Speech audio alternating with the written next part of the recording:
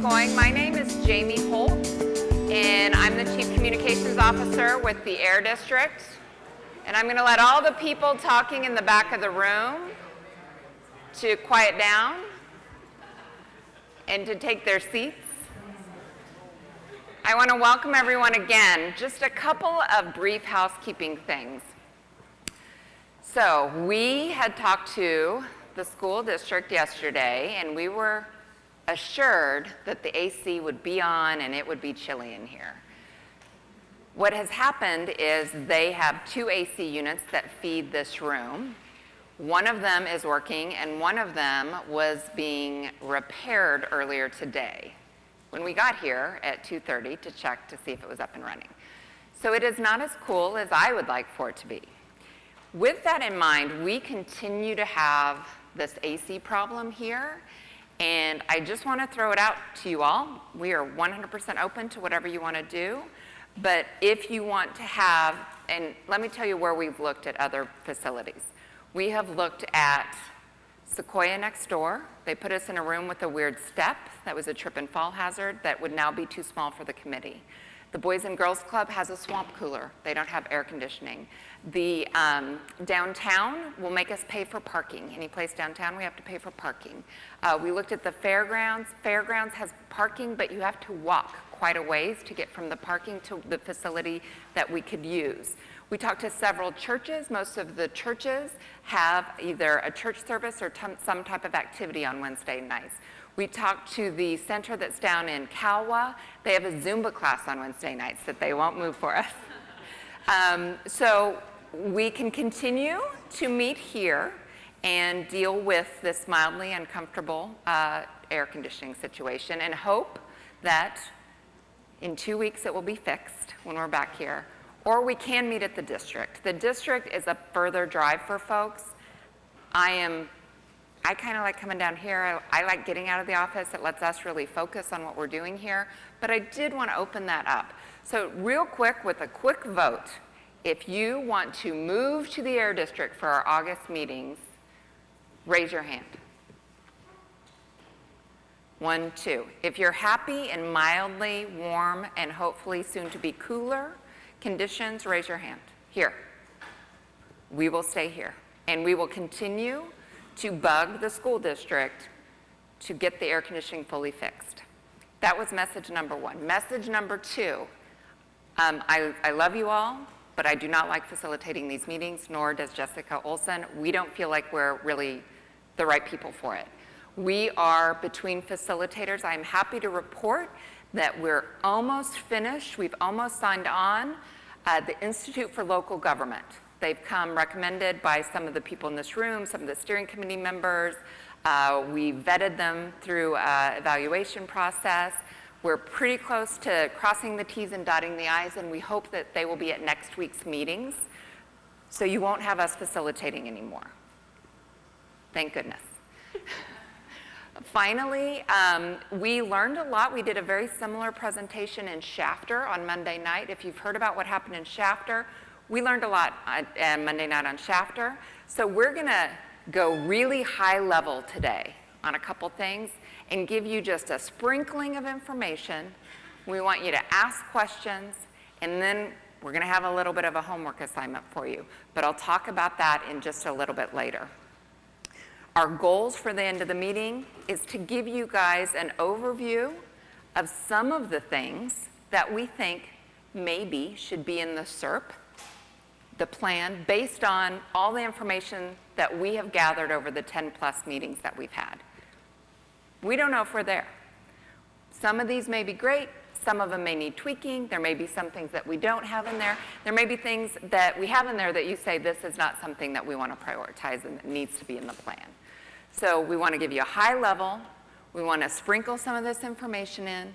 We want to answer a few questions and then be prepared to come back after you've done a little more homework by reading in detail all of the information on the slides. We are not going through all the information on that slide. We're going to go quick. So be prepared for us going quick through the slides. So that then next week you can have done your homework, you can sat with it a little bit, and we can have more of that back and forth. Let's put this in, let's take this out, let's make that bigger, let's make that smaller. So that's the meeting goal for tonight. We also are going to talk a little bit about enforcement, and that's where I'm going to go right now. We're going to hear both from the Valley Air District and from CARB staff. We're going to hear from Ryan from the Valley Air District. Then we're going to take about 5 minutes for questions. And then we're going to hear from Justin from CARB, and we'll take about 5 minutes for questions. With that, I'm going to turn it over to Ryan Hayashi. Ryan Hayashi, Valley Air District.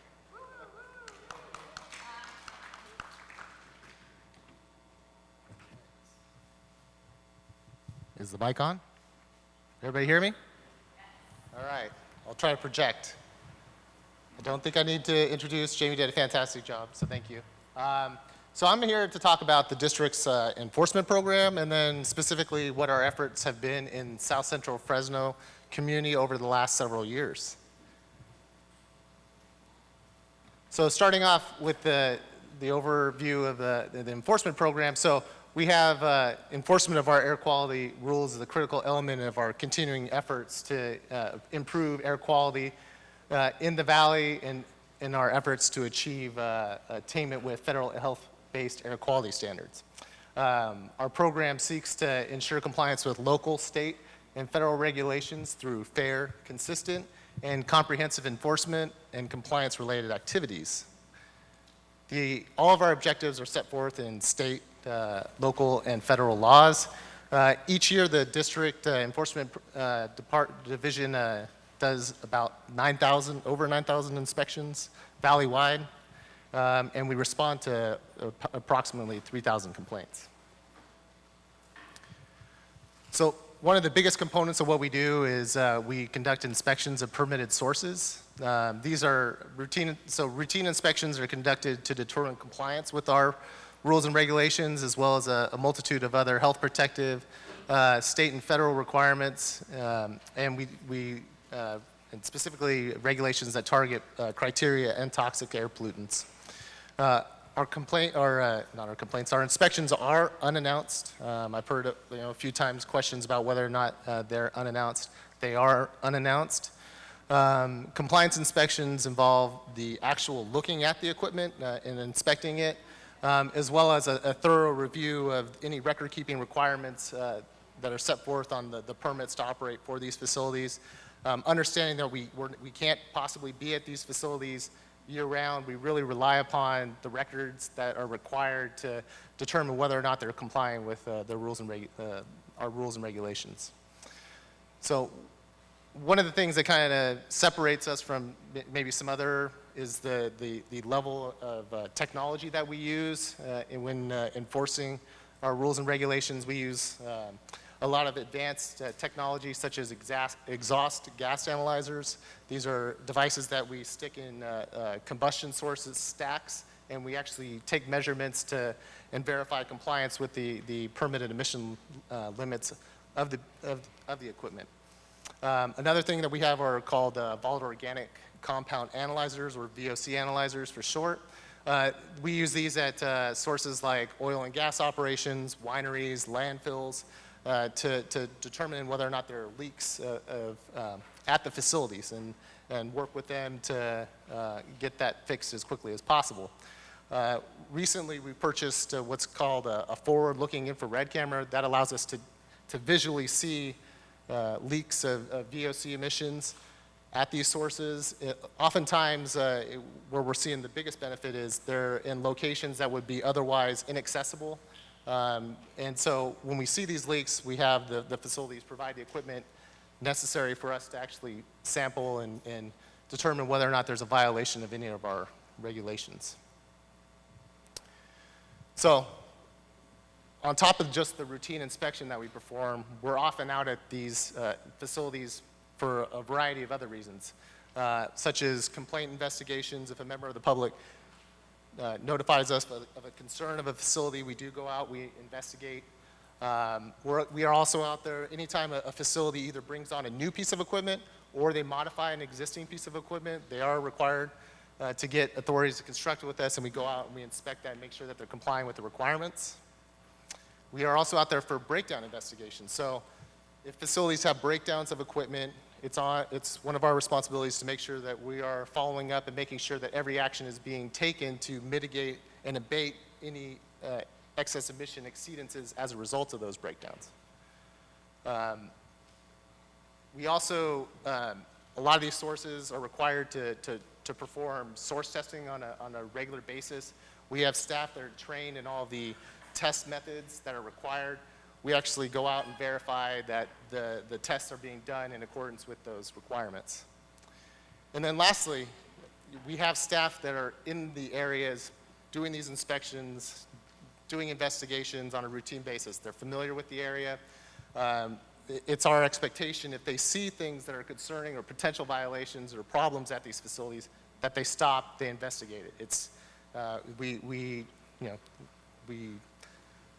it's definitely in, the forefront of our minds that you can't put blinders on and ignore problems. We have to be proactive in our approach, and that's the expectation that we outline. So another one of the major focuses of the enforcement is complaint response. And being a former inspector and having the pleasure of going out and investigating these and working with the people that are being impacted by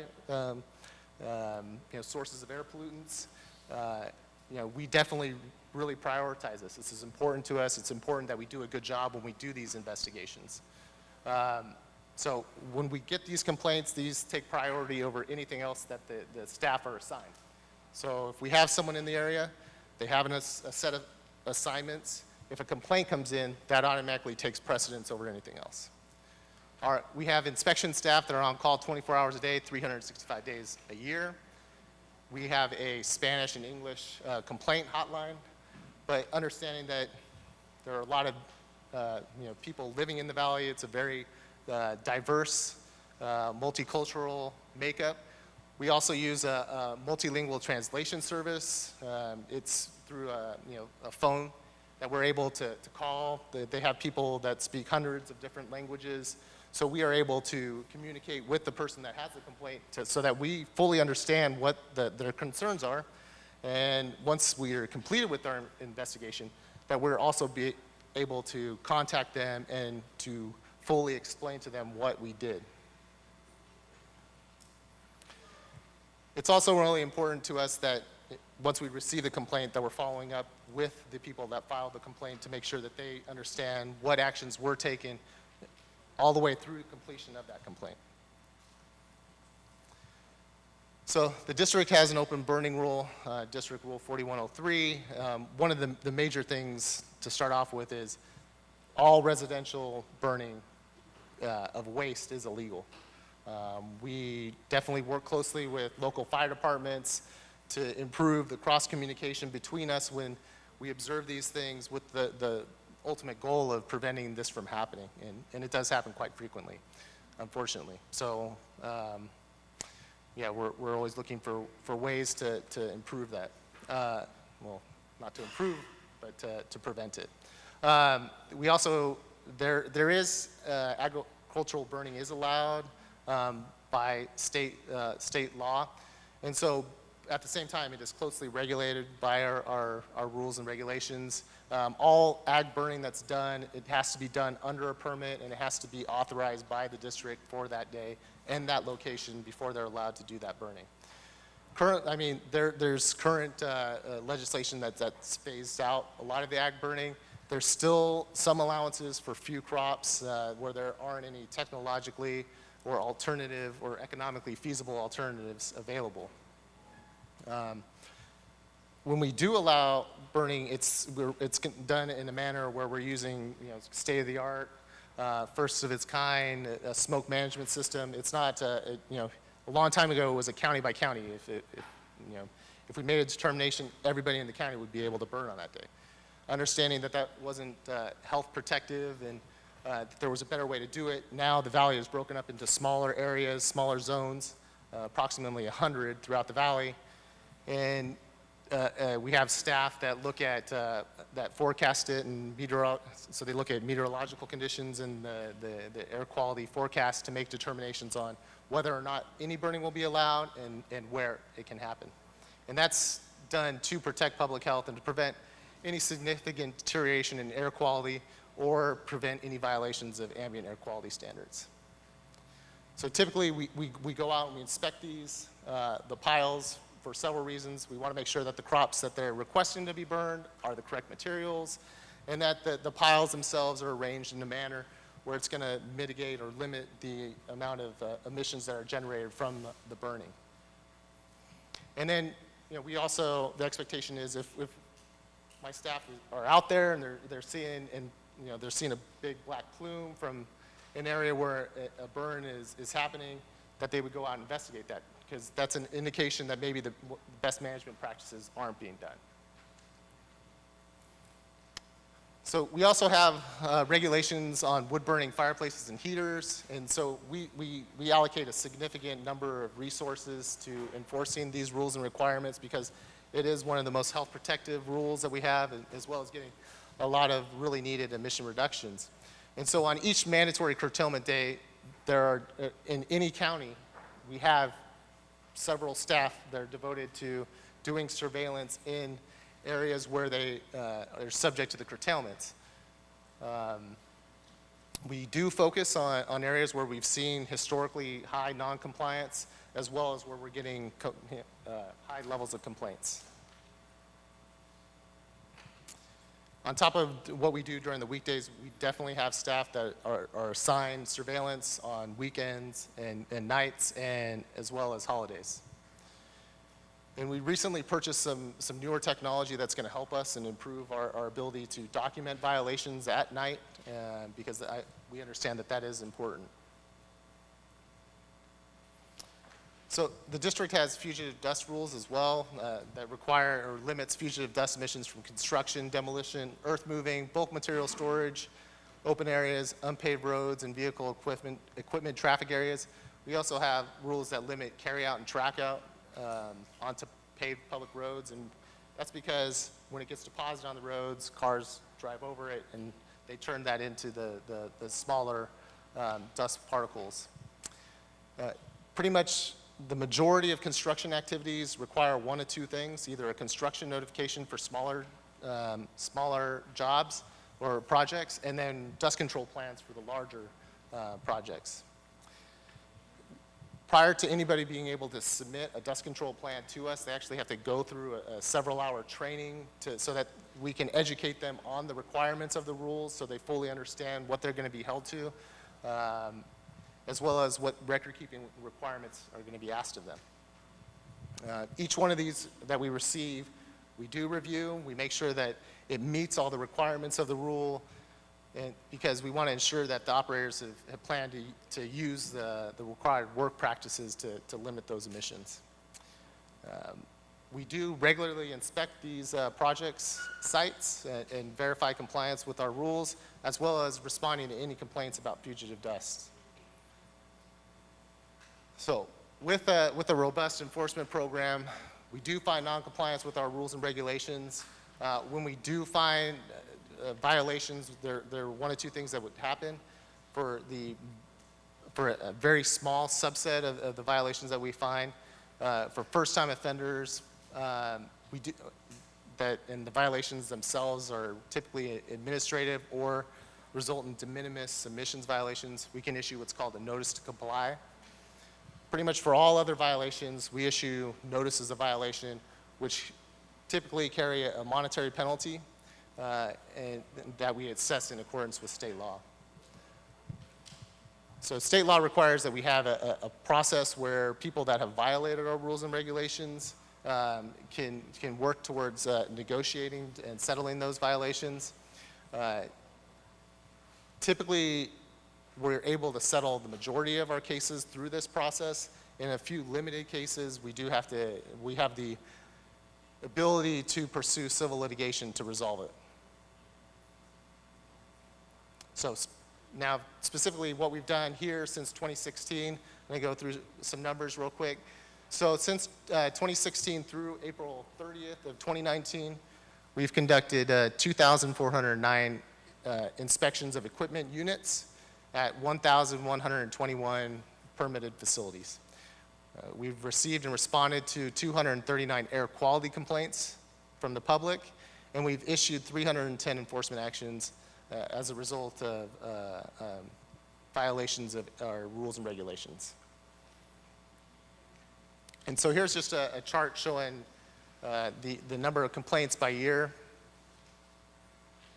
And once again, so 2019 is through April 30th.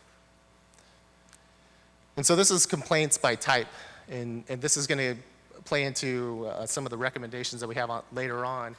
But the highest number of complaints that we receive is about residential open burning of waste, followed by fireplaces and outdoor wood burning devices and fugitive dust. Yeah.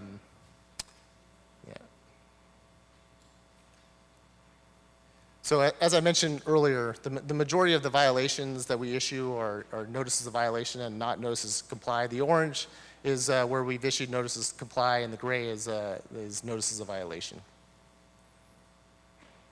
And this kind of goes into the types of violations that we found. The large majority of them were administrative record keeping and reporting requirements, followed by excess emissions from facilities. And then you'll notice that at gas stations, we see a large number of violations there as well.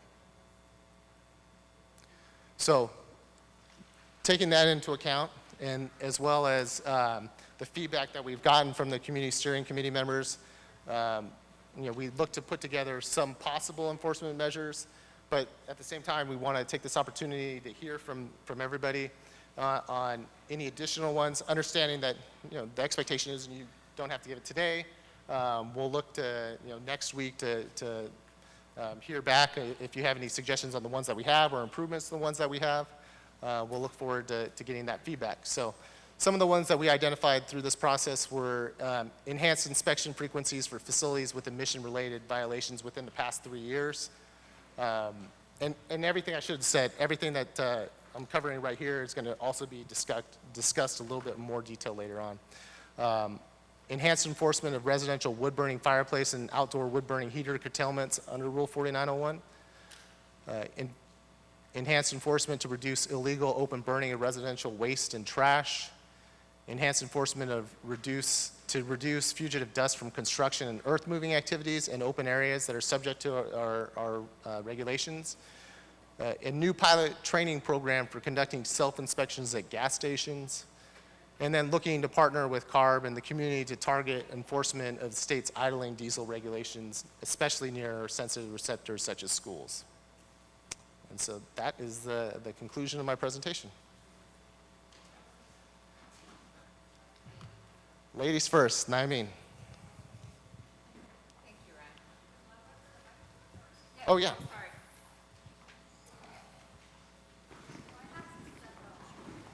All right.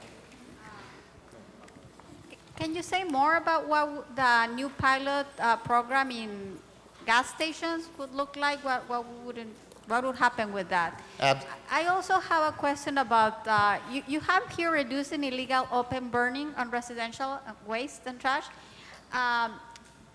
What about the reduction of permits for ag burning as well? I know you have a program that is incentivizing other methods, but probably adding that and also something on those lines.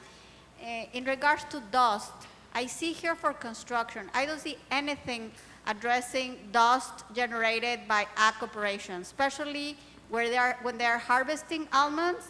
The amount of dust those things generate is incredible. So why don't we have anything, any rule or any measure for that? So now, I mean, these solely focused on enforcement measures. We do have some people that are going to be talking about incentive measures where we're looking to reduce emissions through that. Are there any measures to control dust from ag operations? Any rules? Through the incentive programs, yes. So, but I think that those are two things. If that's done through incentive, it should also be done through a rule. I mean, if you're trying to mitigate dust coming from construction, compared to the amount of dust coming from ag operations, I think this should also be part of a rule. So, yeah, I mean, the regulatory measures is something that, I mean, is already being looked at. Where we focused for this process was using our existing rules and regulations, finding ways that we could possibly put things in place that we're going to be able to hopefully get additional. But we could also propose, I mean, not right now, but into the SERP, the addition of or explore new rules that might be needed. right, or I not? mean, Sure, so, definitely. yeah, Okay. I know Thanks for the I don't know comment. all of the I know there's state rules on some of the state rules on ag limit what we can do for ag. yes, that's true. Yeah. And the last question, I think it would be good to have more information. Thank you for breaking down the complaints by type, but I would like to know in terms of the violations that were made to operators or permitted facilities, a breakdown of that, which of those are, chronic violators. Yes, and so what we are going to be providing as part of the draft SERP is going to have the compliance history for facilities, the notices of violation, and the complaints in much more detail. Going back to the question about the GDF, or the gas station facilities, what that program, the pilot program looks like, in looking at it, we see that, so gas stations are unique in that it's one of the few operations where the owners don't have exclusive access to the equipment. I mean, and the public is touching it. And so, and on top of that, there's certification requirements that are really specific, and so it's very complicated. And so what we thought, in looking at this, we saw that there was an opportunity, especially when we've been out and doing inspections, that some of the understanding that some of these facility owners and workers at these stations have of the requirements, that this was an opportunity to go to the site, work with them one-on-one, show them where we typically see violations, and educate them, because they're required to already inspect the equipment, where we feel like there may be some learn or potential benefits is to teach them better, like this, specifically where we see problems.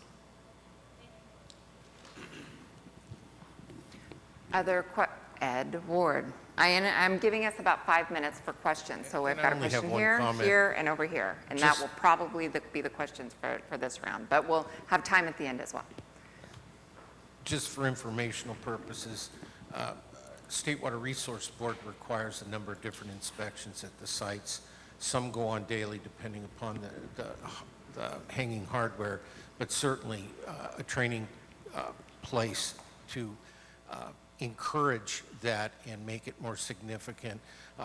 All station operators are supposed to be trained to understand how the equipment works on site before they're allowed to be on site by themselves now. So that's a new federal requirement that came through in the last year. Okay. So, Thank you very much. Eric? That's right. We're going to go Eric, and Aurelia, and Monica. Mr. Payne. Good evening. Thank you for this presentation. I really appreciate it. Very thorough. And you articulated some very important points. And I just wanted to follow up on a couple of them, if you don't mind. Absolutely. Specifically related to the enforcement action and the enforcement program. How many enforcement officers does the Air District currently have on staff? Ooh, I should have been prepared for that one. I apologize. So overall budgeted positions, the past year was 88 total for the enforcement. You said 88? Yeah. Okay. And in terms of some of the unannounced compliance inspections, I think I would offer just some wordsmithing whenever possible. I think I'm challenged with that only because I think as an agency, you should be responsive to mitigating these issues. And so maybe incorporating some type of benchmark or metric to the unannounced compliance enforcement actions that take place. Yeah. So I don't know historically, because I think that's really important that the district analyze their own data in terms of how many visits per month or per quarter were unannounced visits. And then quantifying that and really giving a strong benchmark to saying, we're gonna go above and beyond with these enforcement actions to say, well, even though my neighbor didn't call or they didn't upload a complaint to the app, I think that the district should be proactive in mitigating these issues because potentially they are still violators, Yeah. essentially. Yes, and so the reason why we put whenever possible, because, well, let me put it in a little bit of context. So we go out, we do inspections of sources like prisons. We have to do background checks before we can have any of our staff go out there. And so we can't do those unannounced. And so we kind of preface or whenever possible because there are a few instances where we just can't. Another good example is we have hundreds of cell phone towers that have backup generators, and the service people for those pieces of equipment are often not locally. They're from the Bay Area or they're from the LA, and so we have to meet them out there. And so we do have to contact them to let them know that we need to go out and do that inspection. And typically what we try to do is, like that morning, we'll say, hey, we're going to go out there. We would like to meet at 11 o'clock or 12 o'clock. And so that's why we couldn't say that all of our inspections are unannounced.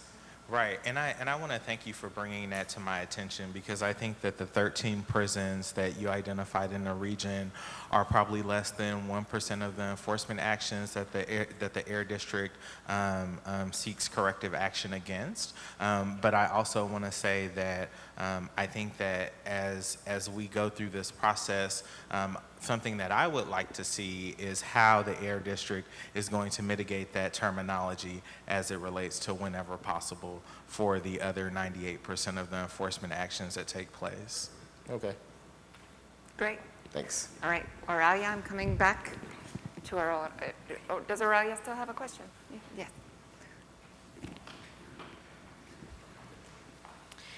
Sí, mi pregunta es, Oh, wait, hold on, let me get my... Here you go. I was ready, you weren't. I should have had that.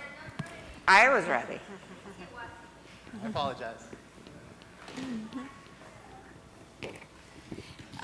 mi pregunta es, cada cuándo hacen las inspecciones no anunciadas y también me gustaría saber a las industrias cuáles han sido las violaciones, si es que han encontrado violaciones en las industrias, porque estas no se reflejan aquí en esta información. Entonces me gustaría saber cada cuándo hacen las inspecciones no anunciadas, cuáles son las violaciones que han encontrado y en específicos en las industrias. Lo otro es también de que cuando se hace una queja, ¿qué tiempo tarda para poder ir y atender esa queja? Y lo último es, ¿cómo saber a qué o dónde está esta información de a dónde se tiene que hacer la queja? En dónde uno puede agarrar esta información para hacer estas quejas. Ya mencionan aquí que puede ser a través del teléfono, a través de una aplicación, pero ¿dónde está publicado para que la gente de la comunidad sepa dónde y cómo hacer la queja? Eso sería.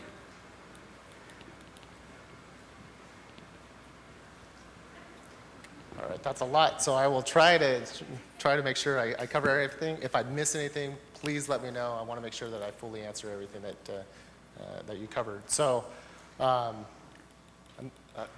understood that you had some questions about the unannounced inspections as well, how often we do. So we're out regularly, depending on the type of source. We definitely want to spend the majority of our time at the larger sources of air pollutants. And so we definitely make sure that we're out there regularly to do those inspections, at minimum yearly, in some cases more often than that. For some of the smaller sources that maybe, that, like I mentioned, the backup generators or something like that, where they operate very few hours, they submit emission inventories to us. We know how much pollution typically comes from those. Those probably those do not get inspected as often as those other sources. So we really prioritize the largest sources because they have the greatest potential to emit or have exceedances in emissions. As far as the complaint data, so as I mentioned a little bit earlier, we are going to present to you everything that's happened, like from 2016 on, as part of the draft SERPs for everybody to take a look at. I'm not sure if you were talking about on an ongoing basis where you can get information about complaints. Our complaints are public records, and so if people have concerns or questions about specific sources and whether they've had complaints, they can definitely go and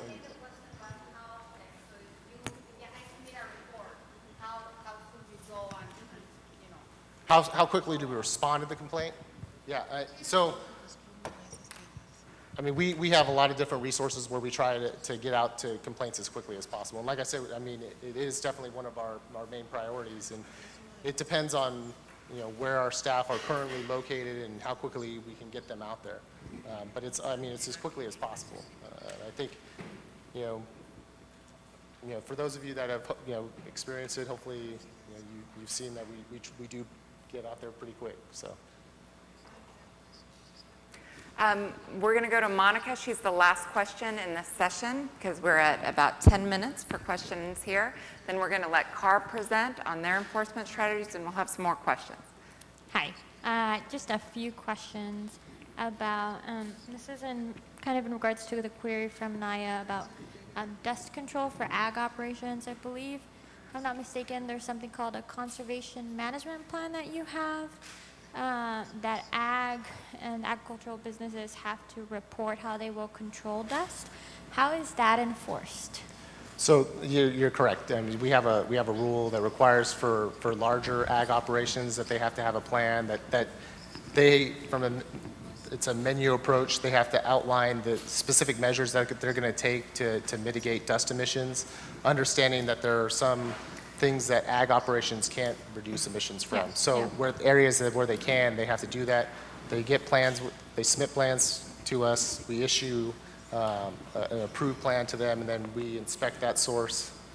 How frequently do you inspect the sources and quote unquote perform these unannounced visits? Is that something that they're subjected to? Yes, well, same kind of thing with, we talked about, they're oftentimes unmanned. There's not a specific location that we can go to, like an office or a setting like that, in order to be able to do those inspections. So we do a lot of different things in trying to understand if they're complying with the requirements. We have people go out, meet with them, do those inspections with them, verify that the crops that they're still growing those types of crops, that they have the mitigation measures, or not the mitigation measures, but the practices that they've outlined that they were going to do. Okay.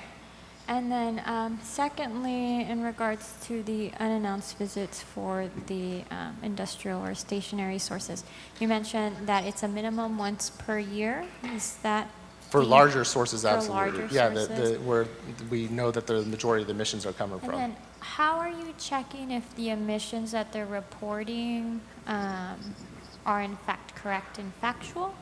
And also, what happens if they're not?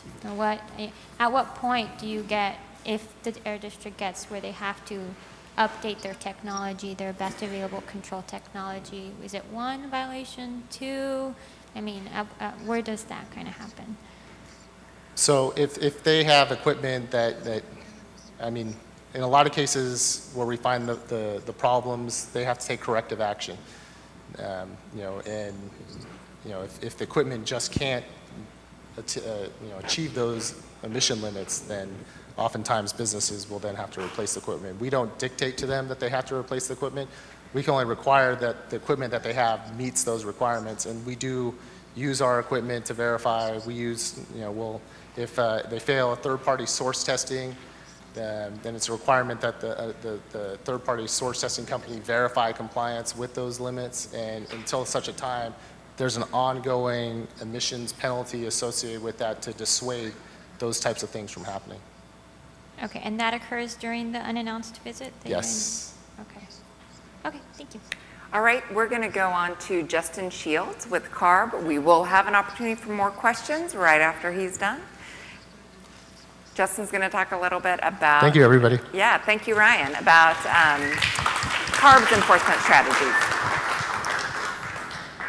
Hello, everybody. My name is Justin Shields, and I am with CARB's Enforcement Division. And I'm going to try to be a little bit quick here so we have more time for questions.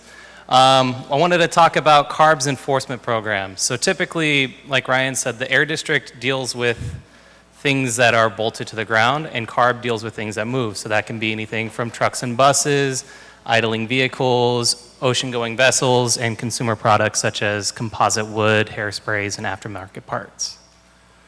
So in the last 3 years, and you'll have to excuse me, I do see a typo, we've done 1,008 heavy-duty diesel vehicle program inspections. So one vehicle can have a couple of program inspections performed on it. And out of those 1,008 heavy-duty vehicle program inspections, 76 of those resulted in a citation. And from those 76 citations, 49 were for emission violations. So those are things that are adding to pollution. So excess emissions, such as the black smoke you might see from a truck or an idling vehicle. The remainder of those are for non-emission violations, and those would be administrative or labeling requirements.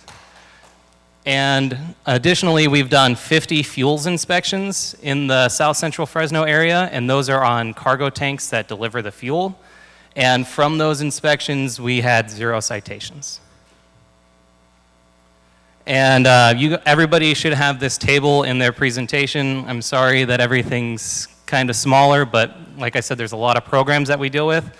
And you can go year by year and see how many inspections we've done for the different programs, how many of those inspections had compliant units, how many resulted in emissions violations, and how many resulted in non-emissions violations. And this is going to be important for the next slide. So one thing that CARB has been working on, we've been working on a data visualization tool. And this is a way for us to tell you where we've been and what we've done. So I provided a link at the bottom of the slide there, and let's see if it's open. So this is publicly available, and this tool allows you to go to your community. Let's see if it works. Let's go to, and see what CARB has done there. So the little thing is not there, but we should have an options menu up here, right there. Sorry about this. So if you go to the options menu, and it might take a little bit of time to load, so I'll just describe it, you should be able to select from statewide your community here. So we can go straight down to San Joaquin, South Central Fresno. Oh, sorry. So this shows right now 15 to 18, 2015 to 2018, and all of the program inspections we've done and the locations that they've been at. Now, generally, in the past, CARB has focused their inspections on areas where they have large numbers of vehicles. So that would be rest stops, truck stops. But with 617, we're looking to enhance enforcement and focus on areas where the community sees concerns. So we have a list that we've been making from areas that we've heard from the community, like Jensen Avenue. And that's going to be an area that we can focus enforcement on in the future. So as we progress through the 617 program, you should be able to see updates annually, maybe sooner, I don't know yet, showing where these inspections occurred and the rate of compliance for them. So if we zoom out, we should be able to get the inspection details, so we can see from 2015 to 2018, there were 1,350 program inspections, and the number that were compliant versus the number that resulted in an emissions violation and the number that resulted in a non-emissions violation.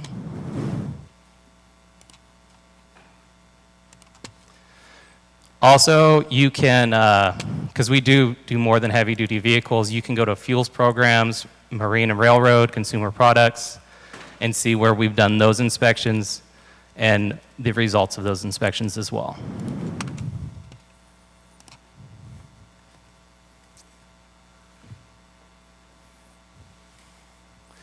So moving on to possible ways that we can enhance enforcement. Ryan kind of discussed it, but we can be looking at doing truck idling sweeps, but it would be more beneficial to have community input on where we should focus those truck idling sweeps. We may be looking in the wrong areas, and you can direct us to the areas where you see idling vehicles. We can target enforcement of our regulations. And so if you go back to that table, you'll see all the programs that we have. If you have an area that you're concerned about, you can let us know, and we'll focus our enforcement actions on those. So one thing could be transport refrigeration units, idling, or the truck and bus rule. We can do additional outreach, form MOUs, and create educational materials. I know it's a small picture. I do have a bigger sign on the back. It's kind of heavy. But we do provide no idling signs. We've had them posted in other cities, and we've partnered with the city government, the Public Works Department, to have these signs posted where the community sees idling trucks. And then it's usually a good deterrent because it says penalties may apply and quotes the Health and Safety Code. And then, as I said, we can also focus additionally on consumer products inspections and more fuel enforcement. And then one of the big things is, and I think Ryan touched on this a little bit, we want help from the community developing these strategies for enforcement. We want to know what you want to know more about. We want to know if there's any efforts that we should be putting our resources in that you see. We want to know if you have any creative enforcement or outreach ideas, so that way we can incorporate those, if we can, into our enforcement strategies. And then just a little last bit, I wanted to provide you with the truck stop link. This will give you more additional information for that tool that I showed you. The tool is still in its early stages of development, so it doesn't necessarily tell you what the programs are.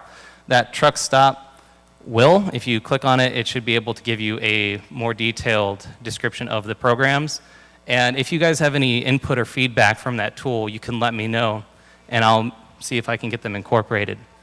And you guys mentioned complaints. If you do see an idling vehicle or if you see a smoking truck, you can always reach out to us at 1-800-NSMOG, or you can go to the Cal EPA's website at calepa.ca.gov/complaints and file a complaint for anything, air, water, toxic substances. But it's kind of a good referral process if you don't necessarily know if it's air or water related.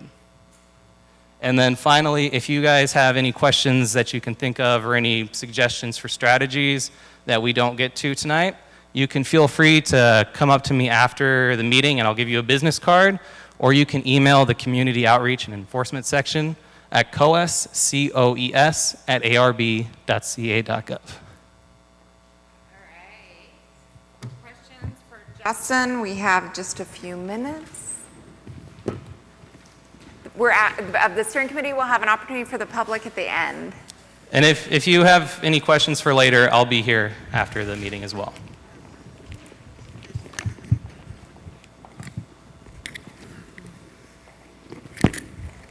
Buenas tardes.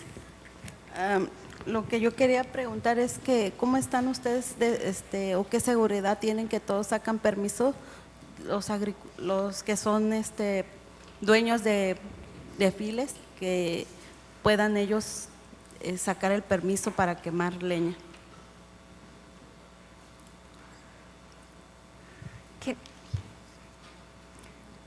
Can you repeat? Can you ask her to repeat the question? ¿Qué seguridad tiene CARB de que los dueños de files puedan sacar permisos para quemar la leña?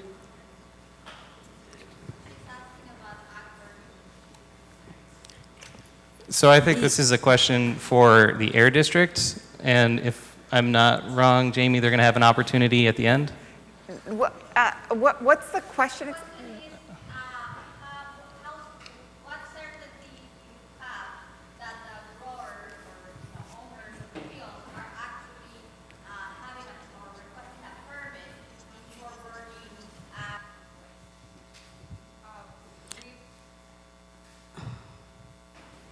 So, I guess, Nadia, what Microphone. you're asking is, how certain are we that people have done the right thing and gotten the necessary permits? Well, we do spot checks on burns, so if we see a burn, we encourage staff to go out and check them out, as well as assigning our staff, spot checks to go out and make sure that people are burning the right materials and that they have authorization. So when they're in those areas, they often stop in and a lot of the ag burn violations we find are from those surveillance efforts.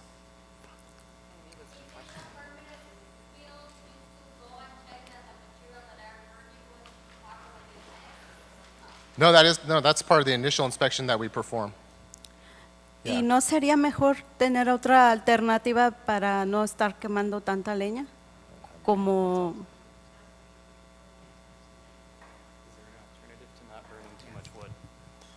Yeah, I mean, that's, so recently we have, incentives for people to seek out alternatives. We're going to actually talk about one of the incentive measures that we have here to devote money specifically towards that effort. So farmers would grind and hopefully reincorporate or mulch the material on top of their land. And so that is one of the incentive measures that we have. como ya que no sacaran el permiso, sino que tuvieran alternativa de moler la leña.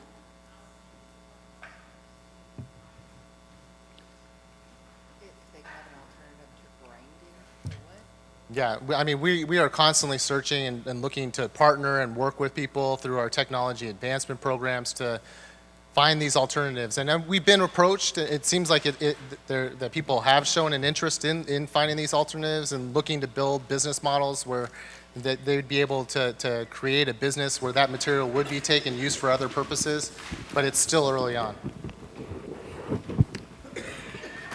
Gracias. I mean, can you use the microphone? Just so we get it recorded. I have a question about the inspections. So you said those are not, you don't have staff in the ground like doing the inspections year round. So you just come like how often and how do you target which parts do you go or you have gone now? So for the truck stops, and this is where staff will have the trucks pull over and they'll perform the majority of the inspections. Idling inspections, they'll roam around and look. They have to actually have CHP go out there with them because we don't have the authority to pull over trucks. So CHP has rules and guidelines that they have to follow. So most of the locations that are chosen are based upon those rules and guidelines, and they go from there might need to be an extra wide shoulder or an extra lane so that way the trucks can safely pull over, and there needs to be a certain distance in front and behind the truck stop so they can slow down and speed up. So most of the areas where they do these inspections, they have to get CHP approval first, and that's why if you look on the map, they'll target areas traditionally that they have had approved by CHP, but that doesn't limit us to those areas. We can always look for additional areas where those criteria are met. But the data that you showed us is statewide or only in the valley?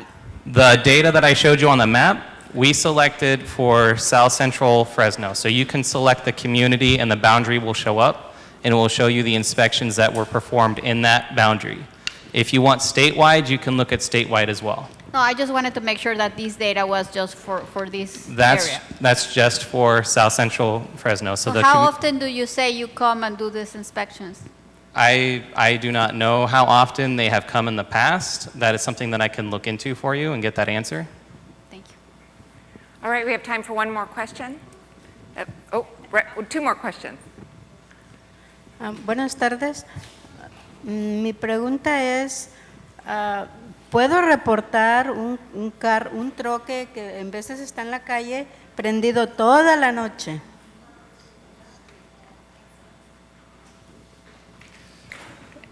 Yes. You can report, and I provided the number on there. It's 1-800-NSMOG, but our inspectors will go out there and they'll inspect if that truck is idling or not. So if it's parked, that might be something that the city would have to look into. And you can report to the city as well. If it's just parked, it's not running, it's just parked, there are some city rules about where it can be parked and how long it can be parked. For example, if there was a truck parked right here in front of this school that wasn't delivering something here, that would not be allowed. And we can find that number for you. In Fresno, there's, in the Fresno city, I'm not certain if county. Oh, yes, the Fresco app is actually really good. And Lupe, who's right here from the city of Fresno, my gosh, I apologize. Lupe, who's over here from the city of Fresno, can give you information on that app. Ivanka. This is kind of a strategy and an enforcement CARB question and how it relates to the SERP. So everything that you've presented, and then Brian presented last time on the strategies that CARB is doing. I just want confirmation that that is ongoing regardless of what we put in our SERP, or do we have to actually name a lot of this stuff that you have presented to this committee for that to actually happen within our 617 boundary? So I wasn't here at the last meeting, but anything that we presented here, we're going to incorporate into the plan. And if you have any additional strategies or targeted locations where you'd like to see us do enforcement, then you can reach out and contact us, and we'll, it depends on what the strategy is. It might be able to fit into the enforcement plan. It might have to go into the SERP, but that's something that we would look into incorporating into the plan that we see as like ever evolving. And just because a location's not in there currently doesn't mean we can't add locations to have enforcement take place at. And Brian with CARB, who's who's CARB number one, we'll call him CARB number one on this committee, is like going to that. answer. Yeah, but so Ivanka, the state strategies we had to propose in October. So those are happening statewide regardless. We would like to track to see how their impact is in these selected communities. Plus, every year we're going back to the board with new statewide strategies. So if you have suggestions or comments or complaints about them, we can, every year we can adjust. But yeah, they're happening regardless.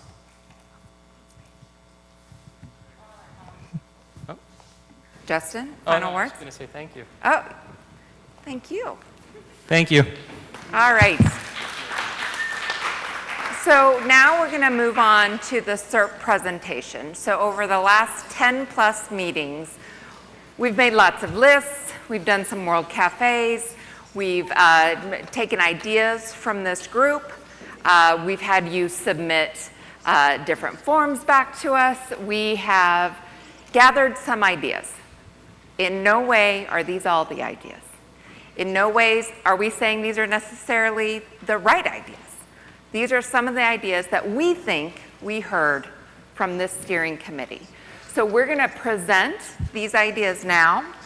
We're going to do a very high level, as I mentioned. We're not going to go into detail on each of these slides. We're not even going to read the words on each of these slides because there's a lot of slides and no one wants to be here till 10 p.m. What I want you guys to get out of this, if there are questions that immediately jump out at you, come back and let us know. There'll be time between each of the categories. But the big assignment will be then to take this home, share it with folks, talk to your neighbors about it, see what they think about it. Share it with your constituents, your colleagues, your coworkers, and then be ready to come back next week at Monica's great idea for another meeting. I thank you very much. Where we will kind of begin to take all these ingredients and see what we need and what we don't need and how much we need and where we need them and how they're all going to go together. With that, I'm going to introduce Brian first, is going to kick us off. Todd's maybe here somewhere, but you know Brian Dodds, he's with our grant program, and he is going to talk about the first group of potential strategies within the SERP. Awesome. Thank you, Jamie. So just a quick heads up, there is a sheet that you were given as part of the handouts. This presentation is going to go through kind of each one of these big categories, heavy-duty trucks, high-polluting passenger cars, residential burning, et cetera. And each line item on here is reflected in a slide that's as part of this presentation. So we're going to go through these fairly quickly. The idea is at the end of each one of these sections, we can have some time for questions if they come up, get a little bit of feedback, and then move on kind of to the next general category. And just as a point of clarification, these are measures that are being proposed for this community. These aren't Fresno and Shafter combined measures or anything like that, just in case there was any question. These are the measures that we're proposing for the South Central Fresno community. So we're going to start with the heavy-duty sector. and jump through these fairly quickly. Overall, in the heavy-duty sector, we've got about $48 million that's proposed as part of incentive options to address this source category. The first measure that we'll go through here is funding for zero and near zero emission technology to replace existing trucks that are operating in this community. Just by way of a little bit of information, near zero trucks refers to 0.02 gram engines. That's about 10 times cleaner than the current emission standards that you would have to follow under the on-road truck and bus regulation. We'd like to replace about 150 trucks with near zero or zero emission technology where it might seem feasible. That would total about $15 million in incentives. Next category is to support the deployment of zero-emission yard trucks and transportation refrigeration units that might be operating at warehouses or distribution centers within the community. There are zero-emission technologies that would work for this source category. We'd like to have a goal of replacing about 50. If we could get more, that would be fantastic, with incentives totaling about $7 million for this source category. As was mentioned in the enforcement discussion, we would like to reduce idling within the community. One of the approaches might be to incentivize businesses, facilities to install charging infrastructure for applicable use, whether it's a electric TRU that can be plugged in or something along those lines, so that engines don't have to operate when it's not necessary. We'd like to install around 30 plugs at a cost of about $100,000. This next slide talks about a new repair program that the district is in the process of launching. The idea is to provide incentive funds to repair heavy-duty trucks. It's possible that a lot of these trucks are out there operating and maybe their emission control equipment is not operating up to standards. It's likely that it's not a high priority for the driver to get that fixed. We'd like to focus some efforts on trucks operating in this community and repair a minimum of 9 heavy-duty trucks operating here at a cost of about $75,000. This enforcement measure was mentioned a couple times earlier, focusing some efforts on enforcing the statewide idling requirements that are out there and taking input from the community about where to focus those efforts. We're proposing to do at least one of these per quarter for the next 5 years, so 20 enforcement sweeps over the next 5 years. The next option would be focusing efforts on replacing older high-polluting school buses. There's electric zero-emission technology that works in a number of applications. The goal would be to replace 16 school buses that are operating in this community from the various school districts at a cost of about $6.4 million. The funding of up to $400,000 per bus does cover a significant portion of that purchase. School districts don't have a lot of money to invest in transportation, so it's important to be able to provide a big portion of the cost there. This transit bus measure would be a new program that we would be looking to implement and operate, replacing existing transit buses that would be operating in the community with zero and near zero technology that's available. We would need to kind of figure out, based on some information about how many buses are out there operating in the community and what kind of total numbers we could target to replace and how much that would cost in incentive funding. The next couple measures deal with replacing locomotives that might be operating through the community. This first measure would be to focus efforts on locomotives, Tier 0 locomotives with the latest Tier 4 technology, which is the cleanest emission standard you can get. These are very expensive at about $2.6 million per locomotive, but you can get significant emission reductions by taking these old ones out of operation and replacing them with new units. Rail car movers or switchers, these are typically engines, locomotives that are operating within a rail yard or a facility adjacent to a railroad. We'd like to replace 7 of these with the newest technology that's available at a total cost of about $9.4 million for this particular measure. And that's really going to conclude the heavy-duty section.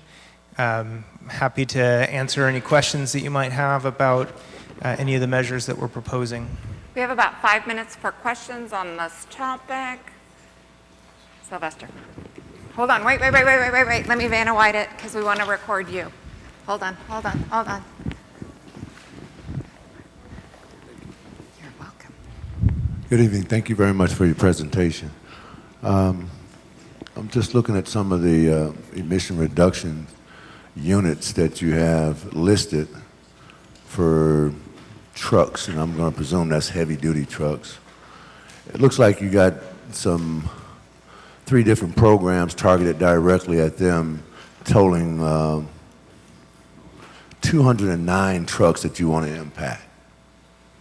That's the zero emissions, the truck refrigerations, and the incentives to provide truck emissions repairs.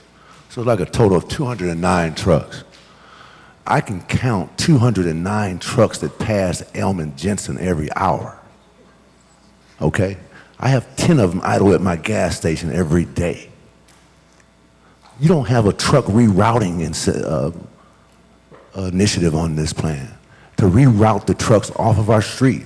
And we got over 1,000 or so every day coming down the street. So why don't you guys just simply put down a rerouting of the trucks off of Jensen Avenue on this as one of the alternatives? Why is that so hard? Okay, if we got 2,000 trucks a day just driving down the street. One of the issues, though, is when rerouting might be one of the suggestions that you want next week that you want to put on there. We're totally open to that. The problem is that doesn't clean up those trucks. That just takes the pollution from Street A over to Street B. Time out. It takes it from Street A, where all of us live, over to Street Z, where only grapevines are. So you need to look at the Southwest Pacific Plan. It don't take it to Street B. It don't move the pollution to where other people live. What I'm trying to tell this intelligent group, simply this. We got 2,000 trucks a day minimum going down Jensen Avenue through our neighborhood. And if you reroute them over a couple miles, they're going to be out there in the country where there's only 2 or 3 residents. Okay? I grew up over there. So this ain't rocket science. So you guys need to get that rerouting in here immediately. I hear you. Oralia? And we're not moving it over to neighborhood B. Okay? It's out there in the country where there ain't nothing but rabbits.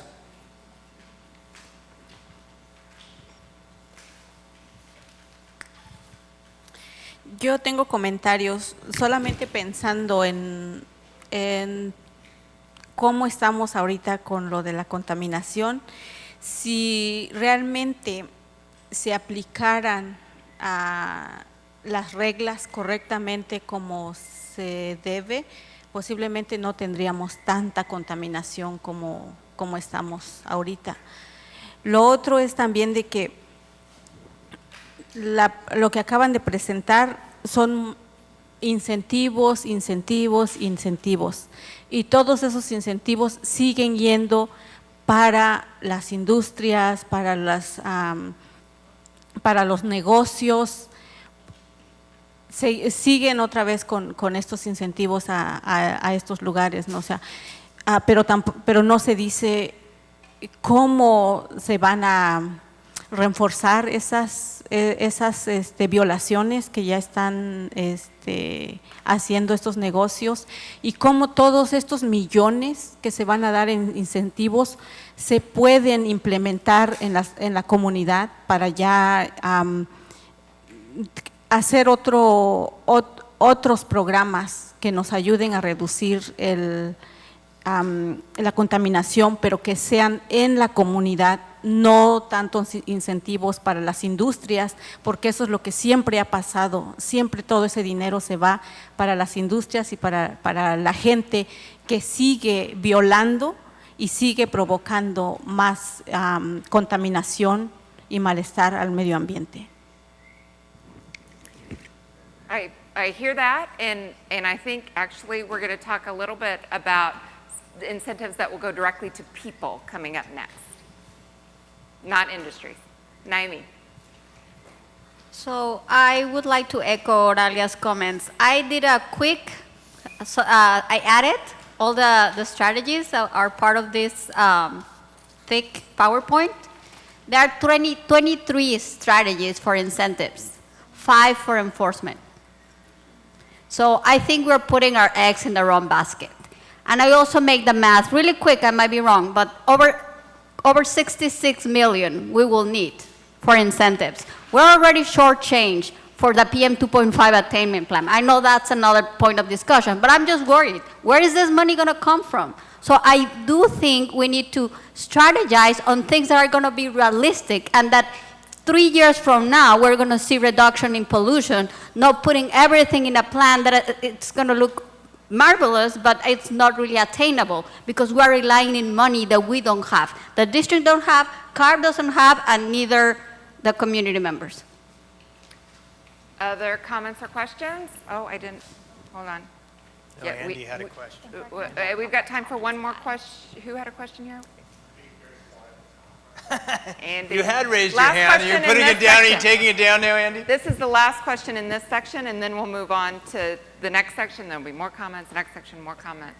As far as access for the community to these incentive programs, will be if you're in the community and you're a business or an individual who wants to participate in it, will you be given special ranking or something along those lines for first access to this money? Yeah, or? so the idea, to the extent that we possibly can, barring any requirements to, competitively rank projects or anything like that, the idea is to expand outreach and access within the South Central Fresno community. So in essence, a truck replacement project coming from this community would be given priority over one from outside the community, so that we can get those projects funded as quickly as possible and get those new trucks on the road as quickly as possible.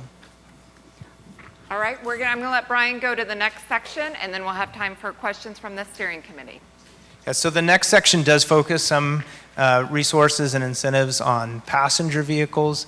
The idea is to clean up the older high-polluting cars that might be operating within the community. We have an existing tune-in, tune-up program. Some people here might have participated or attended an event in the past. The idea is to provide some incentives for emissions-related repairs of high-polluting vehicles that are operating here in the community. We want to invest about $1 million for events and approximately 1,200 vehicle repairs. This has been a very successful program. The pieces are in place to potentially increase the number of events and get some more projects out there and repair some more cars. In addition to that, again, we want to provide some enhanced outreach and access to our replacement program. Some vehicles just might not be great candidates for repair. We want to replace them with newer, cleaner models, which could include battery electric cars, but also could include hybrid vehicles that are much more fuel efficient and will work well for a variety of needs. The goal here is to invest about $1.6 million to replace 220 passenger vehicles here in the South Central Fresno community. In addition to that, in order to support maybe some increased deployment of electric vehicles, we want to provide funding for infrastructure so that there's spots available to charge electric vehicles and plug-in hybrids.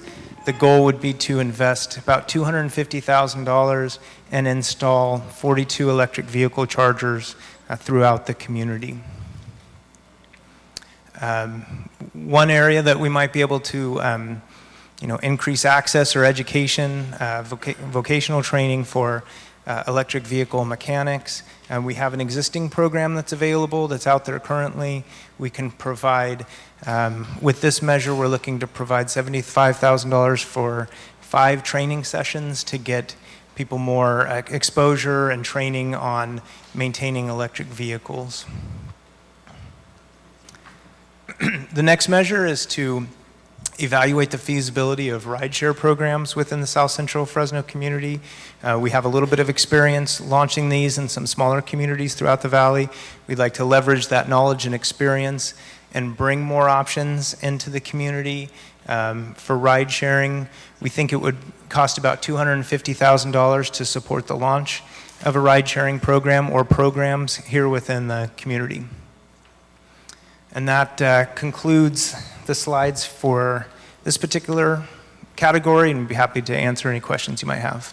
We're going to go over to Ivanka, and then we're going to come to Eric. Where's the microphone? Oh, got it. Got it. Thank you. I'm coming over. I lost it.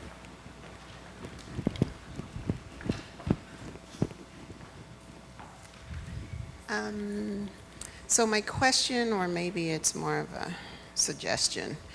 On this program, what we, being in the nonprofit world, see is that these are great programs, but there's still a missing link to low-income, credit-challenged people. So my question to you is two-part.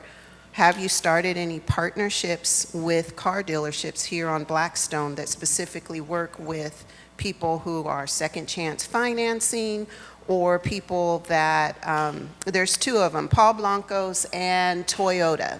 I hear them on the radio all the time talking about how they have second chance financing and they will help get people financed. So I'm in the market for looking at a car. I've gone to both those dealers and I said, hey, do you know anything about the Air District's EV programs?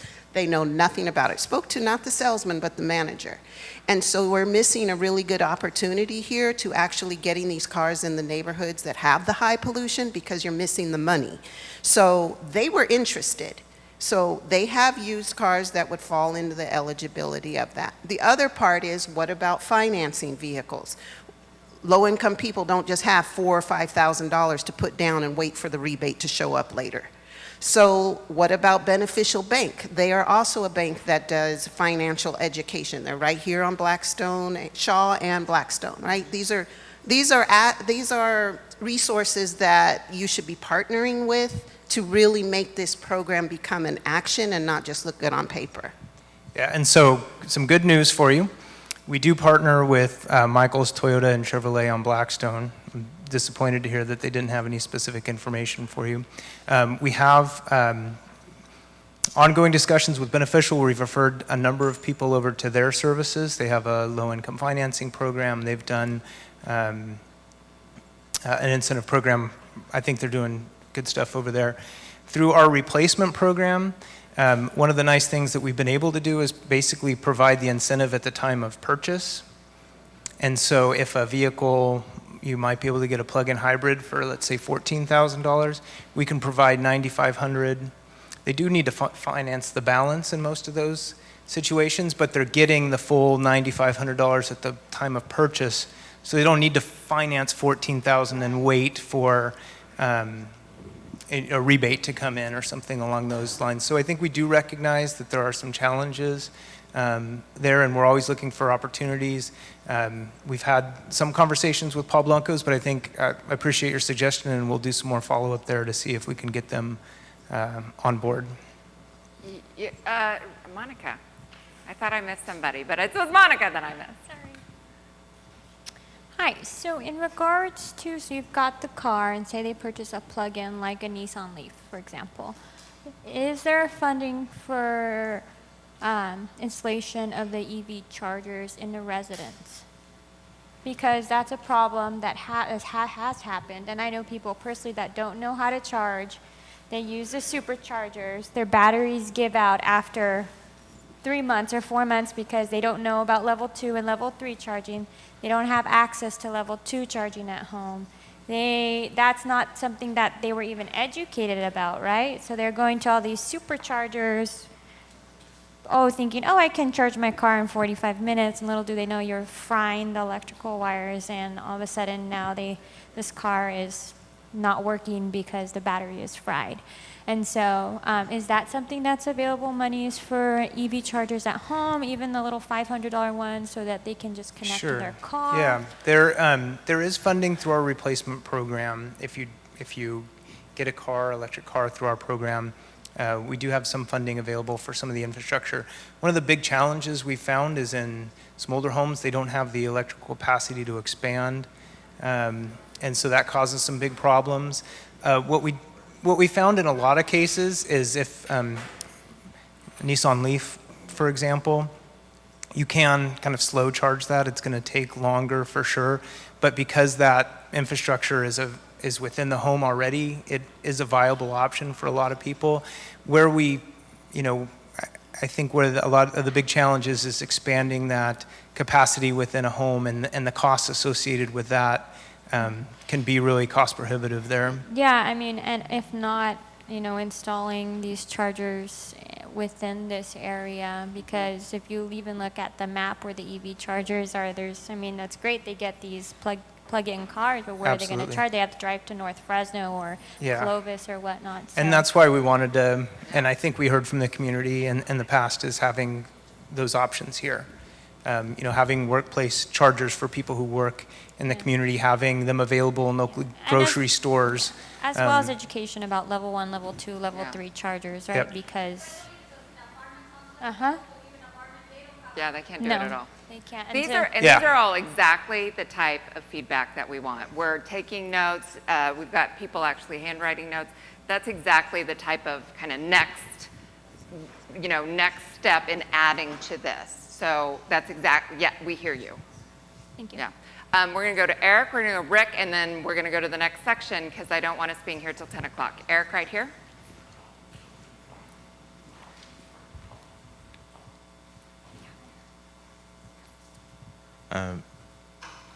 Thank you for the presentation. This section really got me excited for a couple different reasons. And one of those is the provided incentive funding for electric vehicle infrastructure. And so just looking at kind of like some of the goals and objectives. So like there are like, the incentives to be invested $250,000 for 42 electric vehicle chargers. I know in relation to the charging infrastructure that's needed in the sphere that has been identified by 617,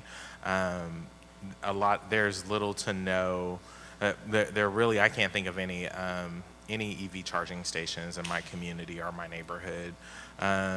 Maybe a couple in downtown Fresno, but I think those kind of fall outside of the sphere. Yeah, well, the Hispanic Chamber has like 2, but very limited. I mean, even Jim Yavino has to drive to the hub to charge his electric car, right? So that just speaks to the deficit that exists within our community of accessibility, but also speaking to low-income communities in terms of the replacement vehicles. I know that some of the other SERPs have broader goals where they want to invest, where they're looking to target over 100 electric car vehicle replacement incentives. And so scaling up the investment from the initial 20 to another 10 to 15. So I think that's something that would really impact our community by giving low-income residents the opportunity to even buy secondhand vehicles, much to some of my colleagues in the back. Yeah, totally agree. We're looking at a minimum of hopefully 220 here. And next week, that may be one of the things that you want to axe some of the incentives for businesses and put some of the more money into passenger vehicles. Yeah, the other thing that would be great, I just want to piggyback on that, is if you all know places in this community where we can put an electric charger, we will reach out to them and say, hey, facility ABC, would you be open to this if we bring the money that you can be able to do this? So if you have those ideas of places that might be open to it, let us know. Yeah, I think that the Housing Authority has the intent to increase its ride share availability to its public housing residents, so they could be a potential partner that you could reach out to. And they have a strategy, and I think that they would be willing to leverage their existing investment with whatever the Air District has to bring forward. And so that just really concluded my comments there. But we're going to go to Rick, and then we're going to go to the next section. Thank you, Rick. Just had a clarification question. On the slide that's up there under target, your emissions reductions, you say that's based per project. Is that the entire 220 vehicles or 1.9 tons of NOx per vehicle? No, that's the total of the 220 vehicles. It's a total of 220 vehicles. Okay, thank you. All right, we're going to go to the next section. I'm going to introduce Heather Hanks, who's going to talk about the next little section plus one. Thank you. Do you have a clicker? Oh, you do have a clicker. Good evening, everyone. You're used to seeing my name because I mostly send you communication. So if you're wondering who that was, that's me. So if you get tired of my emails, I'm sorry. But I love hearing from you, so please respond whenever you feel like it. All right. We've already talked a lot about burning tonight, and I know Ryan touched on this, so you'll be happy to hear a few of these things that I'm about to discuss.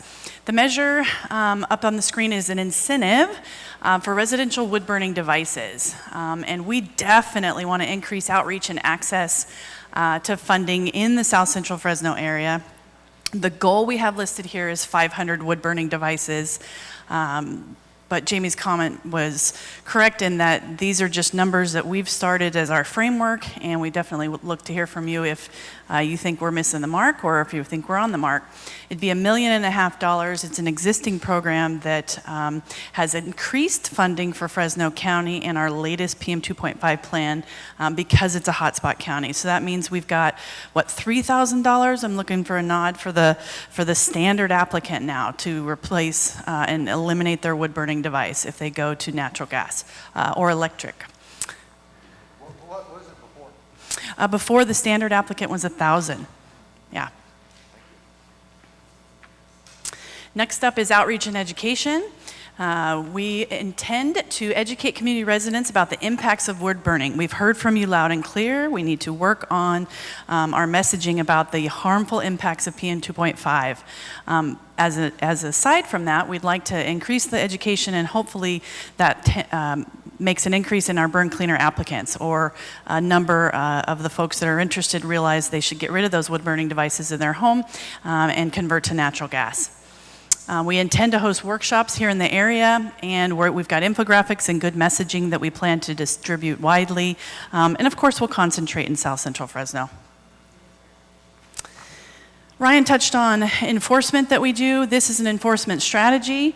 We definitely need to limit the impact of PM 2.5 locally. That's what comes out of wood-burning fireplaces and heaters that have combustion. And district staff will conduct at least 4 hours of surveillance in this South Central boundary on every curtailment day for the next 5 winter seasons during Check Before You Burn season, which is currently November through February. So increased enforcement in this area. We talked a little bit about it. I know there was some questions. We definitely need and want to do more messaging on illegal burning. Just the basic public knowledge that it is illegal to burn your trash, your green waste, and any other thing in that manner. We think it'll be a good idea to invest in some billboards, definitely do workshops. There's some collective opportunities to present a lot of information via workshops, but we'll probably do some specific ones on this topics. And maybe even invest in some bus shelters. We'll talk to the city. We'll get in the small kiosks and the little community stores wherever we can. So we've got that message being reinforced and communicated widely that it is absolutely illegal to burn, including maybe some mailers to the zip codes in this area. Another enforcement strategy, this time for reducing the illegal burning residential waste. We'd like to add to our surveillance and plan to do so. Already the community can turn in, and that was a question that was asked earlier, you can call us, you can go online, you can go through our app and submit complaints. But in addition to that, we're going to do targeted surveillance efforts in the boundary and the surrounding area, actually, because that has an influence to the boundary area, at least once a quarter for the next 5 wood burning seasons, next 5 years. Keeping an eye on that illegal waste burning. Now, we've only got one slide in the agricultural category, but that doesn't mean we don't have plenty of rules currently that apply valley-wide to ag operations. The one that we concentrated on the measure for this particular the SERP for this area is to limit the potential for PM impacts by funding ag alternatives. And I'm skipping one more and then we'll do some questions, right, Jamie? Ryan touched on it. This is the one Naimeen, I think, was talking about. And this is where we would fund, mulching and tilling, and there's 300 per acre or maybe 600 per acre if you go ahead and do soil incorporation. Trying to move away from the ag burning, as we talked about. This would be the incentive specifically targeted to the Fresno, this boundary, with a target of 700 acres. So keep in mind, if you think that suffices, it's just not a huge ag area in the footprint. As we know, there's mostly industrial. And the investment is $375,000, and that could be adjusted as well. Jamie. Questions for Heather? Jeff, I'm going to go to Jeff, and I'm going to go to Naimeen, and then I'll take 2 more if there's questions. I want to keep us on schedule. My question has to do with the burning of burning waste outdoors in comparison to people burning in a fireplace, whatever the heck they're burning. Is there any data on the difference in pollution contributed into the atmosphere between the two? I don't know about the data. I'm looking for Ryan, but I can tell you that there's an opacity, and we can definitely tell when it's not seasoned wood that's being burned in a fireplace or in a pit in an area. Ryan, do you have anything to add to that? One of the other issues is that when people burn stuff outside, they're more likely to burn all sorts of stuff. So they're burning trash. So they're often taking what there is in their kitchen waste bag and putting it in a barrel, a burn barrel. We find a lot outside. So the challenge with that is that it might include toxics. And usually when you're burning wood in your fireplace, you're not going to get the toxics at the same level that you would when you're burning the trash from your kitchen waste bag, just because there's going to be a lot more plastic in that trash. So there is most likely a difference between those two. As far as specific data, I don't know that we have that with us right now, but we can definitely circle back around with you. Thanks, Ryan. Thanks, Jamie. Okay. Thank you. Thanks, Jeff.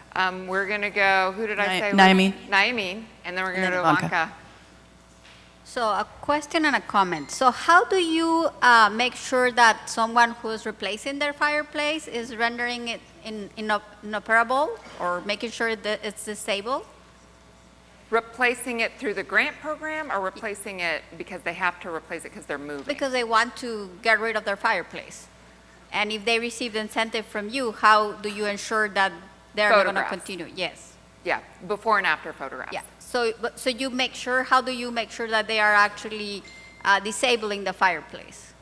Well, they actually have to eliminate it. We work with a retail group, and the retailer usually will haul the old one away when they do the installation of the new one. And they take it to one of, how many dismantlers do we have, Brian? Around? We have like 20. And through the process, in the olden days, they actually got a code, like a little sticker from the dismantler. The sticker had all these official stickers from, it's not public time, but Naimeen will ask through you. So, to heat pump. So disable the fireplace. The short answer is they have to take it to one of our dismantler partners, and our dismantler partners give us verification that it's been crushed. Okay. Yes. I have a follow-up question after. But for now, I would say that a comment around incentive for reduce ag burning. I think like in all other rules that you have where you have incentives and later on the incentives, lead to a rule, that's what it should be, that you would say eventually, even without giving you an incentive, I'm not going to give you any more permits for ag burning. Right.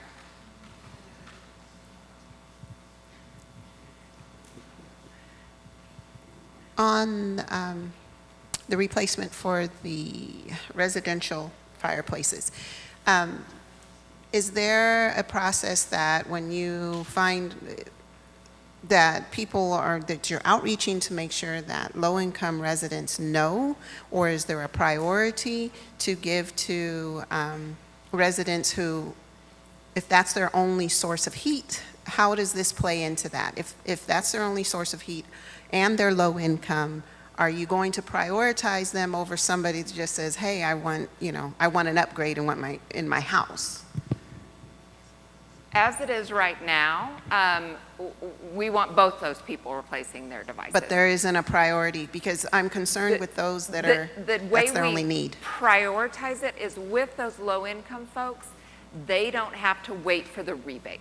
So how we make it easier for low-income folks is that we go to the retailer and we say, retailer, this person's buying a $3,000 device, don't charge them that $3,000. Invoice us for that $3,000, get them their device. If you're not low income, you have to pay the $3,000 to the retailers, and then we come in and pay you the $3,000 a month later once you submit all the paperwork.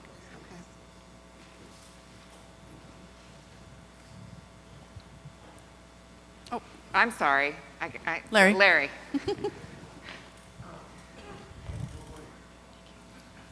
So on the enforcement of open residential open burning, it said, increase patrols or responses to at least once per quarter for the next 5 years. That seems incredibly low to me. Once every 120 days, somebody's expand on that. Tell us how that kind of works. And So the check before you burn curtailment season is a quarter of the year. And so that's where we get that time from. So why wouldn't somebody be out once a week? No, during the check before you burn season, we're out there every day. Okay. Any day there's a curtailment, we have people out there. And so what this commitment is, so if there's a curtailment in Fresno, we would have more additional people devoted to performing more surveillance in the community, hopefully to reduce non-compliance even further than it already is with the regulation. Okay, all right, thank you. Thank you, Larry. All right. Let me get back on track here. Industrial sources. Errol.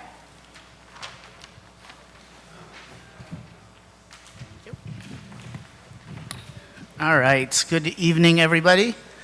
My name is Errol Villegas. I am a permit services manager with the Fresno office, and I'll be talking to you guys tonight about industrial sources. So before I get into the actual SERP measures, I just wanted to mention, hopefully you guys are aware of it, the district's done a lot of rules and regulations for our industrial source facilities. Over the last 25 years, we have some of the most stringent regulations that apply. We've reduced emissions from these types of categories over 90% for NOx emissions, and we've seen our inventory benefit from it, where the majority of our NOx pollution here in the San Joaquin Valley is related to mobile sources, about 85% of those emissions. So the first measure that we're going to be discussing is to provide incentives to chrome plating operations in order to reduce these hex chrome or these very toxic emissions. Again, the strategy is kind of two-pronged.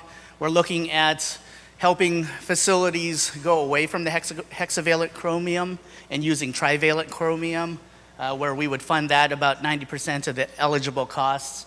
And then for the other facilities, if they can't go down to the trivalent chromium, helping pay for the installation of additional controls up to 80% or $300,000. The next measure that we're proposing is to evaluate the feasibility of funding further emissions reductions from biomass facilities or biomass power plant facilities. This is an incentive type strategy, and we have been working closely with Rio Bravo. We're very excited about Rio Bravo's commitment to look at additional opportunities to reduce emissions. We're discussing opportunities, potentially retrofitting their electrostatic precipitator, transformer, rectifier to be able to improve PM controls. We're looking at mobile source emissions reductions for their equipment on site and additional controls in order to gain additional PM 2.5 reductions. The third strategy is evaluate the feasibility of funding further emissions from glass melting facilities, specifically the Vitro glass facility. And again, we have been in contact with Vitro. We're having discussions with them to find ways to reduce emissions from their on-site mobile equipment. the equipment that moves a lot of their cullet and the glass around. We're talking to them about planting trees or vegetation, and then significantly reducing the amount of storage, cullet storage that they have outside. So we do have them at the table. We're looking to identify potential options through this incentive measures for additional PM 2.5 reductions. The next strategy is a pilot program for conducting self-inspections at gas stations. This was briefly touched upon by Ryan, and he discussed about the operators of gas stations and basically helping educate them look for defects or malfunctioning pieces of equipment in order to ensure that they're operating properly and minimizing emissions as much as possible. Again, this would be a pilot program to train here those gasoline dispensing operators in southeast Fresno. The next measure is enhanced inspection frequency. Again, Ryan touched upon this in his presentation, but we're committing to additional enforcement for those facilities that have that have failed to comply and have had a violation.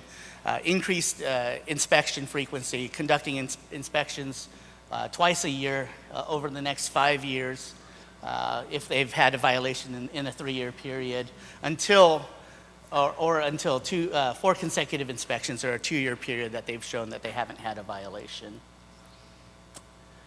The last incentive is, the last measure is to provide incentives to install advanced control technology. As I mentioned in the beginning, we already have some of the most advanced control requirements.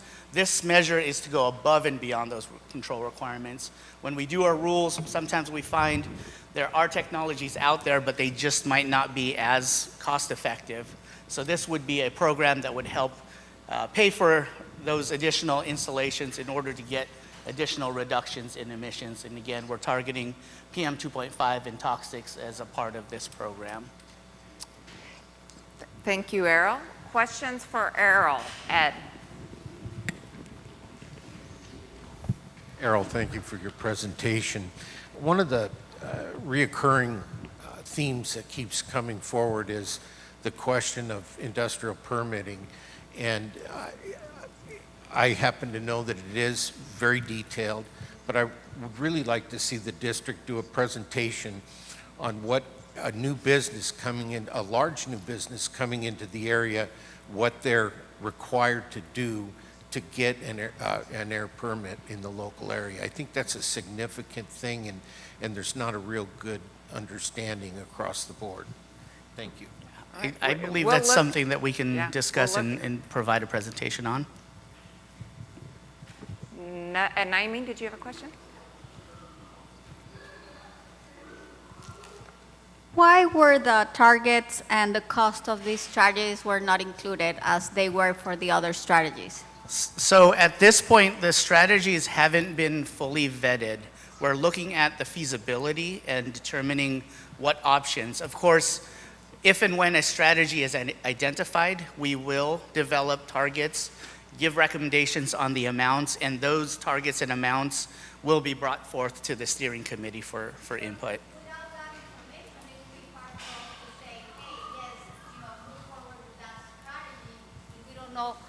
If it's cost effective, what would be the reductions compared to the cost?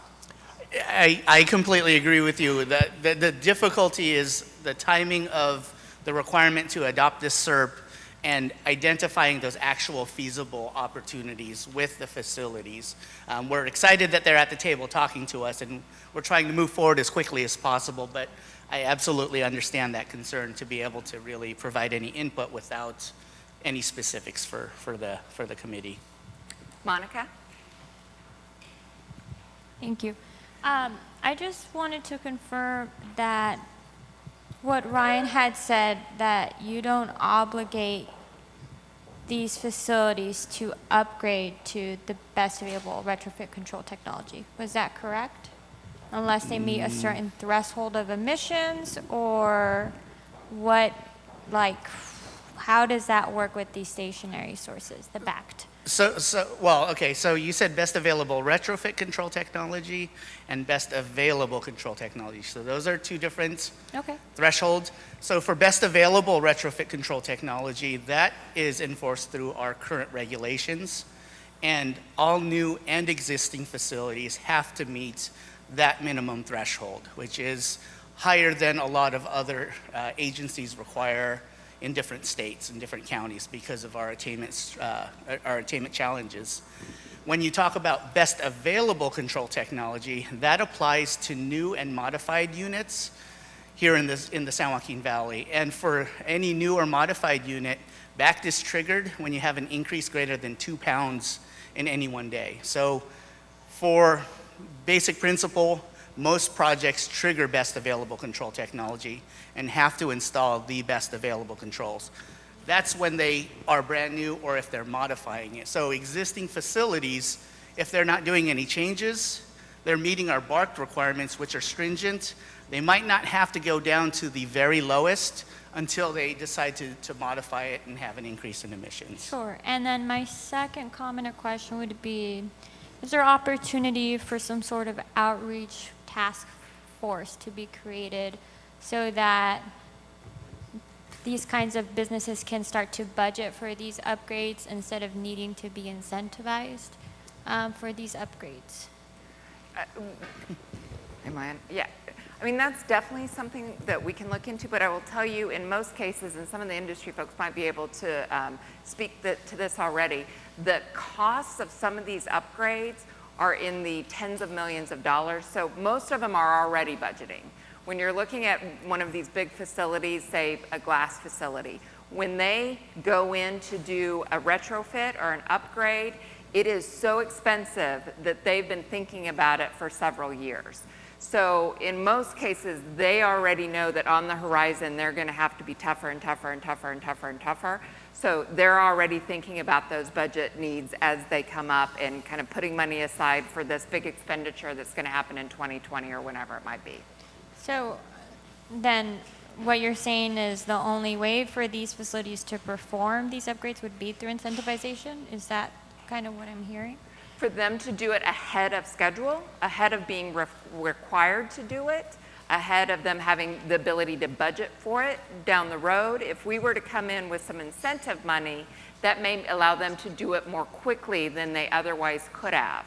So instead of doing it, 5 years down the road, they might be able to do it next year because we've helped them pay for it in a certain way. Okay. One additional benefit for seeing these Correct me if programs I'm install wrong, guys. advanced controls, the application of those lower control technologies will help further establish BACT for new installations. So it's actually a good thing if somebody does it early, then we can see it work. That demonstrates achieved in practice. So anybody else that comes in after them, we're going to be pointing, say, hey, these guys can do it. You guys also have to do it. So it's kind of a win-win. We get early reductions in various communities, but it also pushes the technology even lower, and that will help us establish either new rules or new BACT requirements. We're going to take one more question on this section from Larry, and then we're going to go to the next section. Well, thank you, and I hope on the industrial incentive side of stuff would consider, and I've always thought a revolving loan program at like a no interest or very low interest would help others to be able to do it. There really ends up breaking into two types of industrial groups. There's probably more, but the two that you see are the mom and pop, the one that's just barely getting by. They're going to run the equipment until they can't find parts for it anymore. And once they can't find parts of it anymore, they'll either close shop or sell out or move someplace else. And then, of course, they're the ones that you're dealing with, Rio Bravo and the glass folks that have a long-range outlook that will budget for it, or they'll just shut down the plant, right? I know when they were going to redo the furnace out at the glass plant, the question was, PPG said, this is no longer a very profitable center for us. We don't want to spend the $10 million to redo the furnace, and they sold it to the new company. So getting them to incentivize allows them to either stay in place and be profitable or upgrade in a way that they didn't expect to. until something breaks down that they can't fix, they're just going to run it until triggered otherwise. So I appreciate your thinking on this so far. One more question on this section? Yes, Denise. Light. If you get a doctorate, I'll call you doctor.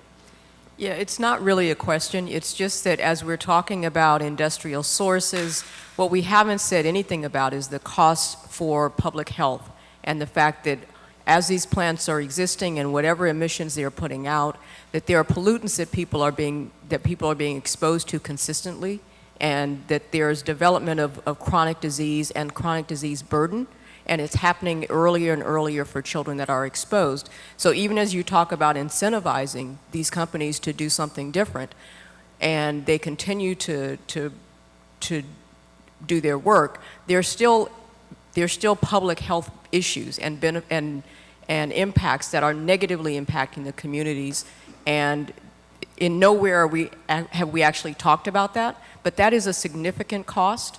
And so I would like for us to continue to tie all of this to public health, and the things that you've talked about in terms of dust. We can talk about valley fever, which is prevalent here in the Central Valley. So all of these things have a public health connection, and we should continue to talk about them and include the cost so that we're not just focusing on one small part and acting as if all of these industries have no impact on the communities and the families that live around them. That's a really good point, and I actually heard this point, I think it was Dr. Curry, that you made a few weeks ago. And one of the things too that we realize we don't have and we need, and we've actually had some conversations with CARB about this, but is more data on this. And that's something that we've now met with Dr. Castro at Fresno State. We've met with some of the researchers up at UC Merced, and we really, and if you guys have any contacts, we would love to have you come in. The last significant public health study that was done specifically in the valley that had that economic tie-in to it was actually several years ago, and we think that there needs to be some more updated study about it. There definitely is an economic tie-in. We need to get that more front and center of people. Yeah, thank you. I'm also expanding it to not just include the economic tie, I'm talking about the personal health tie. And so, yeah, there is an economic issue with that, but I'm also speaking about people's health. But public health actually has data that can really shine a light on infant mortality and exposure to pollution and chronic diseases like cardiovascular disease, diabetes, things that are going to have a long-term effect on people's health, but also the community. Exactly. All right, with that, we're going to go to our next section. Chai is going to come up, and he has a few slides.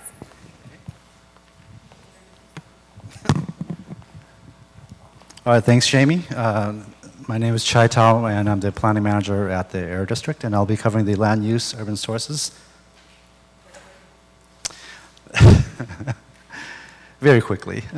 So the first one here is solar power, is to seek incentives for local businesses and homeowners to install solar power and energy storage. And we would be working with the Public Utilities Commission and utilities to advocate for the incentives to come here into the community right now. And so, in fact, right now, the CPUC is currently working on a few programs for solar and some for single-family homes, multi-family homes. And so that's still in the works right now, and so the goal would be to work with them to advocate for funding for these type of upgrades and solar power here into the community. The next one here is further reducing particulate emissions from commercial under-fired char boilers, and this is to provide additional incentives or provide incentives for larger restaurants to put controls on under-fired char boilers, because the PM 2.5 is one of the largest sources of PM 2.5 in urban areas. And we're looking to partner with willing restaurants to provide about $150,000 in incentive funding per restaurant, looking to invest up to $1.2 million, and hope to achieve around 4 tons of PM 2.5 per year. We are also looking to support projects that reduce VMT, vehicle miles traveled, or basically just vehicular traffic. And this one is to partner with the City of Fresno to identify opportunities either through our CEQA commenting process, the guidelines that we have for general plans, the air quality mitigation strategies that we have, and really just to expand the understanding of air quality impacts, proposals, and potential air quality benefits of the different alternatives. This next one is to support planning and development of clean fueling infrastructure. This is one of the items that you guys have, that we talked about earlier about the need for charging stations. And so on this one, we're looking to add up to 20 EV electric vehicle charging stations of up to $50,000 per station for a total of $1 million. And then also 2 alternative fueling stations up to $1 million each for a total of $2 million here in the community. This next one is to provide assistance during the CEQA process. It's very important that when projects come into the valley here, that this gets addressed right up front before they start building, so they can plan and construct their projects and design it in a way where it minimizes the impact on air quality. So we're looking to really enhance our relationship with our local agencies and to educate them to ensure that all these projects that are coming in are designed and done in a way where they have minimum impact on air quality. This next one is enhanced enforcement regulation. We call it the Regulation 8 fugitive dust requirements. Those are basically fugitive dust from construction, earth-moving activities, and open areas that are subject to our current Regulation 8 requirements. And so although we are already doing quite a bit of inspections and surveillance in this area with regards to construction, earth-moving activities, and open areas, we're looking to conduct at least one targeted enforcement effort within this community during the second, and also one during the third quarter for the next 5 years. This next one is to evaluate increasing frequency of street sweeping. First, we need to look at street sweeping and evaluate if it will reduce PM 2.5 or PM emissions. And if it does, then we are looking to partner with other entities like the City of Fresno, Fresno County, California Department of Transportation to identify opportunities to increase street sweeping. This next one is on road paving improvements. The purpose of this is to identify opportunities to reduce dust from paved roads and unpaved roads, and we would go about this through partnering with other entities like the City of Fresno, Fresno County, Fresno Council of Governments to identify these opportunities. This next one is to provide enhanced incentives for replacement of residential lawn and garden equipment.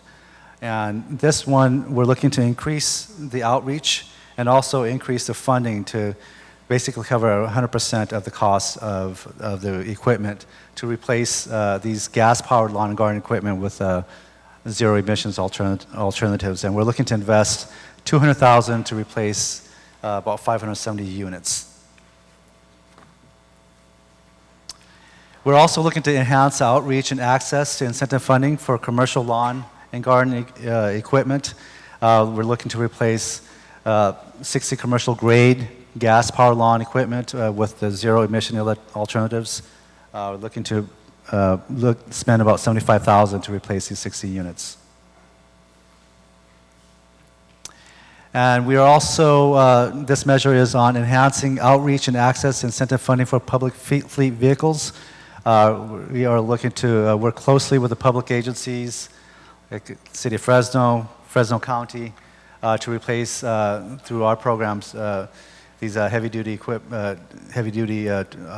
vehicles. And so we're looking to invest about $8 million, and the cost per vehicle will be dependent on what type of vehicle it is.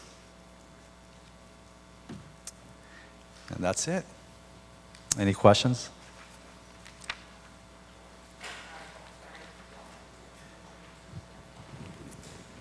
let's go to, nope, we're going over here. We haven't heard from Larry. Larry's going to go. And then we're going to go, this Larry, and then we're going to Ivanka, and then we'll go to this Larry. Okay. Let's see, item number 3, I believe it was Ryan gave the presentation on enforcement. Speaking of fugitive dust. And in his presentation, it showed that the complaints, fugitive dust and residential fireplaces tied for complaints. Number 2 and 3, they were equal. And anyway, I would suggest that you include any kind of leaf blowers, dust blowers, backpacks, and so on in your fugitive dust equipment. I think you have construction equipment. Correct. Yes. But I don't believe the leaf blowers are included in there, and they impinge directly on homes, people's residences, cars, and apartment and condos. They use them on the driveways. So it's a tremendous amount of dust that's stirred up. Correct. Yeah, there is no, we do not have like a regulation for that, but we have provided educational materials to really educate the public on finding alternatives to. Yeah, rather I'd like than to just see blowing. that put in Yeah. the SERP actually to ban leaf blowers. Gas, any kind of gas and electric. That's what I'm going to ask for. All right, let's go to Ivanka.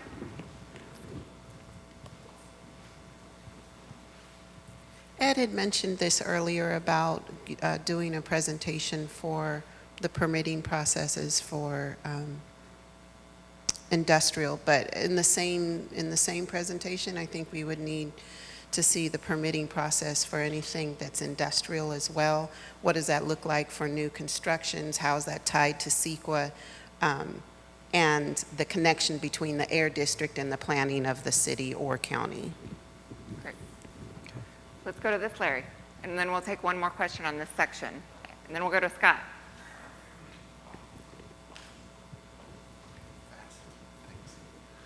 A couple of things. So I appreciate the presentation and where you're going with that. On one of the things that kind of comes on, the idea of providing assistance early on in the CEQA process, I think there's a lot of mileage to be made with that.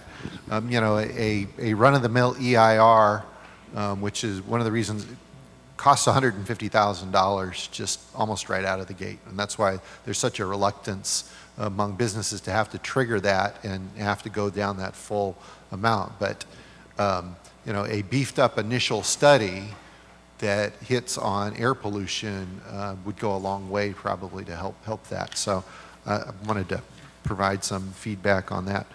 On the, really appreciate the road paving improvements side of that. I mean, some of the industrial areas and some of the rural residential areas that have, the streets have just, they get no assistance at all. They get no work from the county. They just don't have the budget to do that. And it just falls apart. And as you've seen, it creates dust and its own issues related to that.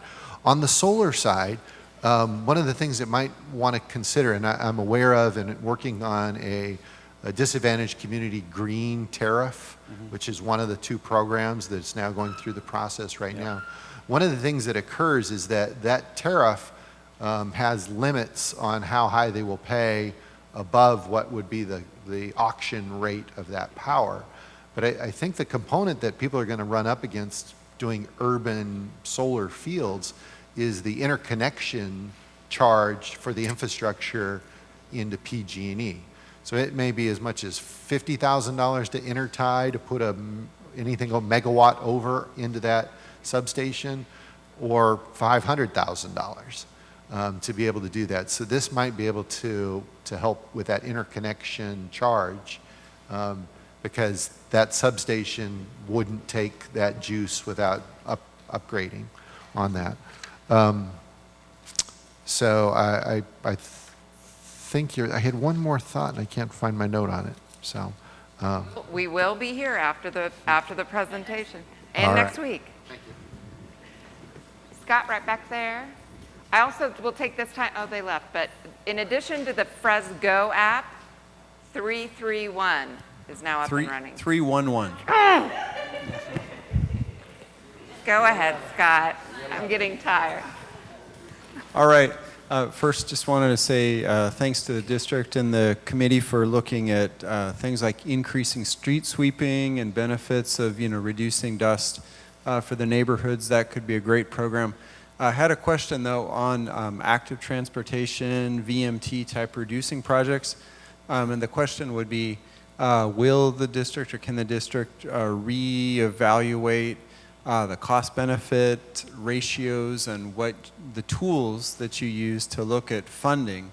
The reason I ask is the city of Fresno has pursued that in the past with the district, and at times, say for example, installing bike lanes in the community or adding sidewalks, the formulas used in the past may not generate a lot of incentive dollars toward the project and might leave, 95% of it left to be borne by the city. So is there opportunity to reevaluate? And I'm going to get Brian and Todd's attention because I think they're both, Todd's engaged in another conversation, but I'm going to get his attention. So I know in the past, and this is also something for ARB, in some instances when we're looking at that cost benefit rate for grant programs, the cost per ton and what we can pay and that type of thing, and when you're looking at bike lanes, why sometimes they haven't penciled out, sometimes we've been limited from our funding source. They have given us direction on it must be this way. Now, stop me and correct me as I'm moving forward. So here through the AB 617 process, I think we're going to have more wiggle room, specifically in these communities, to be able to maybe not necessarily stick to that rigid, predetermined line. You're 100% correct. Yeah, generally our grant programs, we do have to sort of live by the cost effectiveness rules of a lot of the different funding sources. And those generally focus on diesel reduction projects. Those are the biggest bang for your buck. If you're replacing a tractor, replacing a truck, replacing a locomotive, those are the things that are going to get you the biggest bang for your buck. In this program, though, we do have the opportunity and the authority in the funding source to go beyond that, to look past cost effectiveness and really work with the community on measures that are important to the community. Cost effectiveness is still one of the considerations, but it's not the overriding consideration, and it wouldn't limit us from doing some of these projects and programs. We would still look at cost effectiveness in context of everything else that we're doing, but it's not the driving factor, and it wouldn't be the deciding factor on whether we do a project or not. Great. I know some people may have some questions about this specifically. Todd is going to be in the back of the room, and you can go have a sidebar conversation with him. I want to keep us on schedule. We're going to go to the next presentation. 2 more sections, people. 2 more sections. Right. I'm going to move a little more quickly. I feel the energy in the room waning. I understand that completely. All right, spent a lot of time tonight talking about incentives. A big piece of our conversation is exposure reduction, and outreach is a key piece of that, of course. We definitely work in the area already and reach out to schools in the area, but this measure will get us directly in touch with specific schools, having those conversations and attending meetings at the schools. Wait. I see people leaving. Do your homework. Read your the slides. packet. Come Please back read your next packet. week, or email us, or call us, or There's a quiz next be week. ready. There's a quiz next week. All right. So anyway, concentrated effort in schools in the area. Boom. Next slide. So incentive is air filtration systems in community schools. This is a big one. We talked about it when we were developing the strategies and talking about the importance. Naimeen is not shaking her head. And we're going to do that. We're going to do a pilot program. We're going to pick out some schools. We're going to meet with their facilities folks and the teams of administrators to figure out what kind of systems they've got in place and what it takes to upgrade those and increase the filtration and clean the air that's going into those school classrooms so those kids can learn and thrive in that environment despite what might be in the air outside the classroom. 100,000 is what we've got now for Winix. We've been in touch with a different community in Missouri that's been implementing something just like this and gathering data and info so that we can do it and hopefully learn from their mistakes. Exposure reduction, moving on from schools to the bigger concept, talking about everybody, mitigating indoor exposure of air pollution for the general public. We need to do weatherization. There are programs out there. Good news is we're already working on this measure. We've been in touch with EOC, and they're one of the main funding pass-throughs for the weatherization program, and we are going to connect with them and work on the conversation about indoor air pollution at the same time as they're providing assistance, and hopefully we can target and be at their community meetings and link up with them as a part of this process and continue that conversation. Continuing our discussion about indoor exposure of air pollution, just the specific strategy separate from the last one is just outreach and exposure, or outreach in this category is to reduce exposure, and specifically this other agency, the California Department of Community Services and Development, they do work already, and we want to get with them and partner with them and really find out any agency we can to continue that conversation, which helps with indoor air pollution. Urban greening, talking about, again, exposure reduction, partnering with whoever it takes, City of Fresno, Natural Resources, CAL FIRE, the Urban and Community Forest Grant Program. There is funding out there, and we want to get a hold of it and figure out where it's at so that we can green up the community and further study the benefits of having more trees and green spaces and how that impacts air pollution, and keep moving in the right direction for this community. And of course, vegetative barriers. We all know that there's some wonderful cypress trees on 99 that makes you feel a little bit like you're in a rave because the sun comes through it in the afternoon and it makes it go da-da-da-da, and you see that bright light. And you know what I'm talking about? Well, anyway, trying to liven it up in here. We will definitely work to try and reduce exposure based on putting up vegetative barriers by high polluting areas. We talked a lot about idling tonight. We'll keep pushing our idling outreach. We do a lot of intensive outreach right now at schools. We will spread this outreach to the level of the general community and find the main community centers and areas, in addition to schools, parks, nursing homes, daycares, senior centers, libraries, etc., places where the public congregates so that we can communicate that idling message, not just for the folks that show up and see our idling signs at schools, and we will develop a sign and commit to getting that signage and communication out to the public.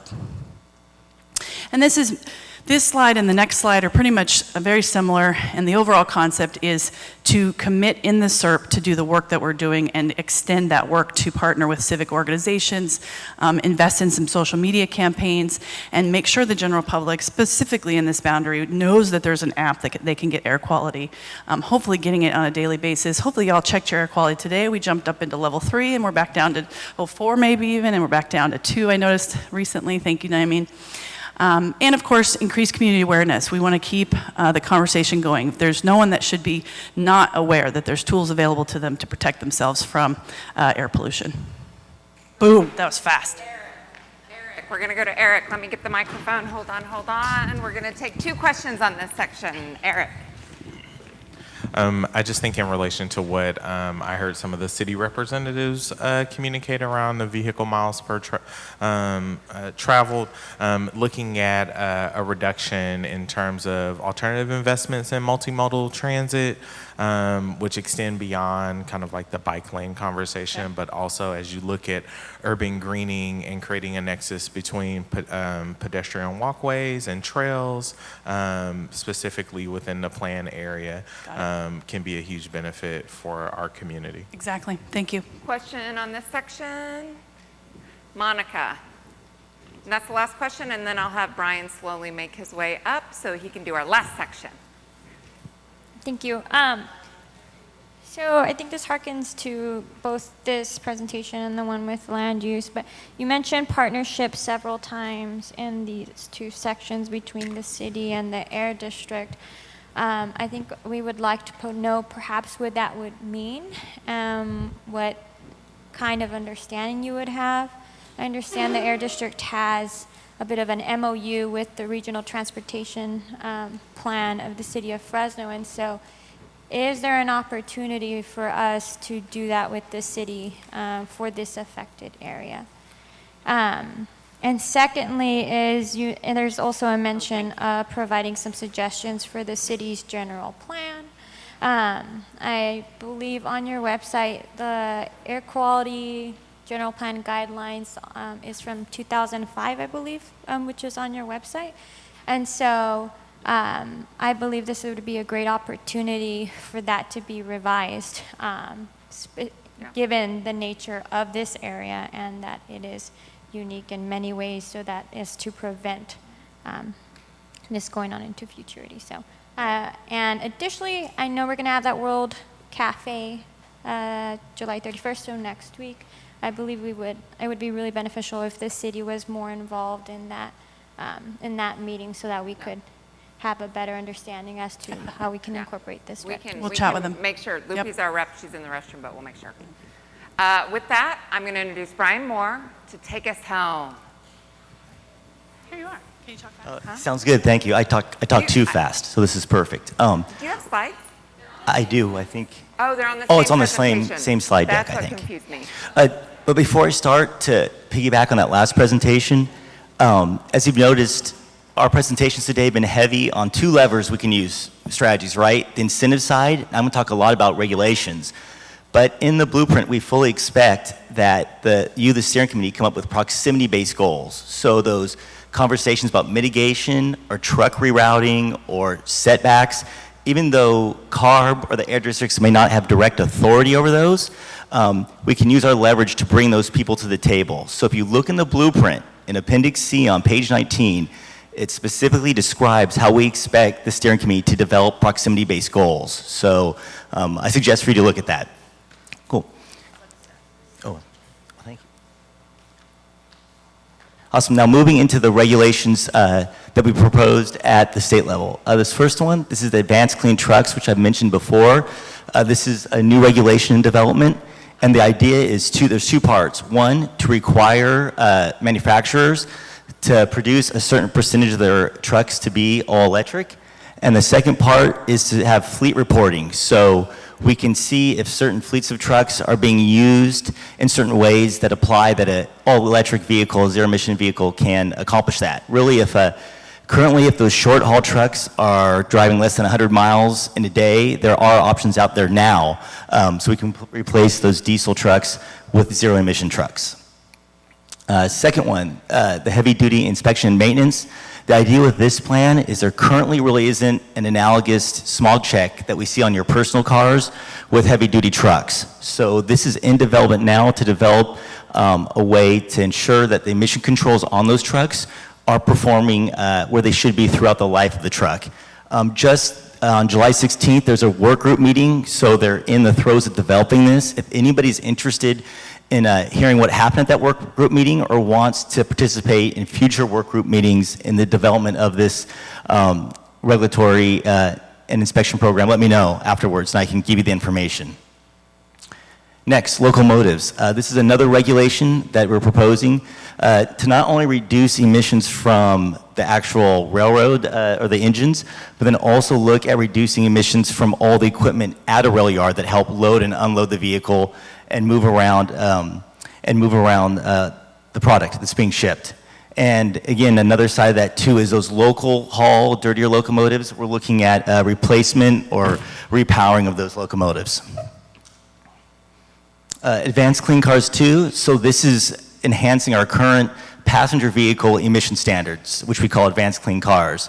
And there's like 3 prongs to this program. One is actually tailpipe emission limits for greenhouse gases, as well as tailpipe emissions for those health-related criteria pollutants like particulate matter and nitrogen oxides. And the third prong is kind of a technology forcing prong where we're requiring car makers to sell a certain percentage or produce a certain percentage of zero-emission vehicles.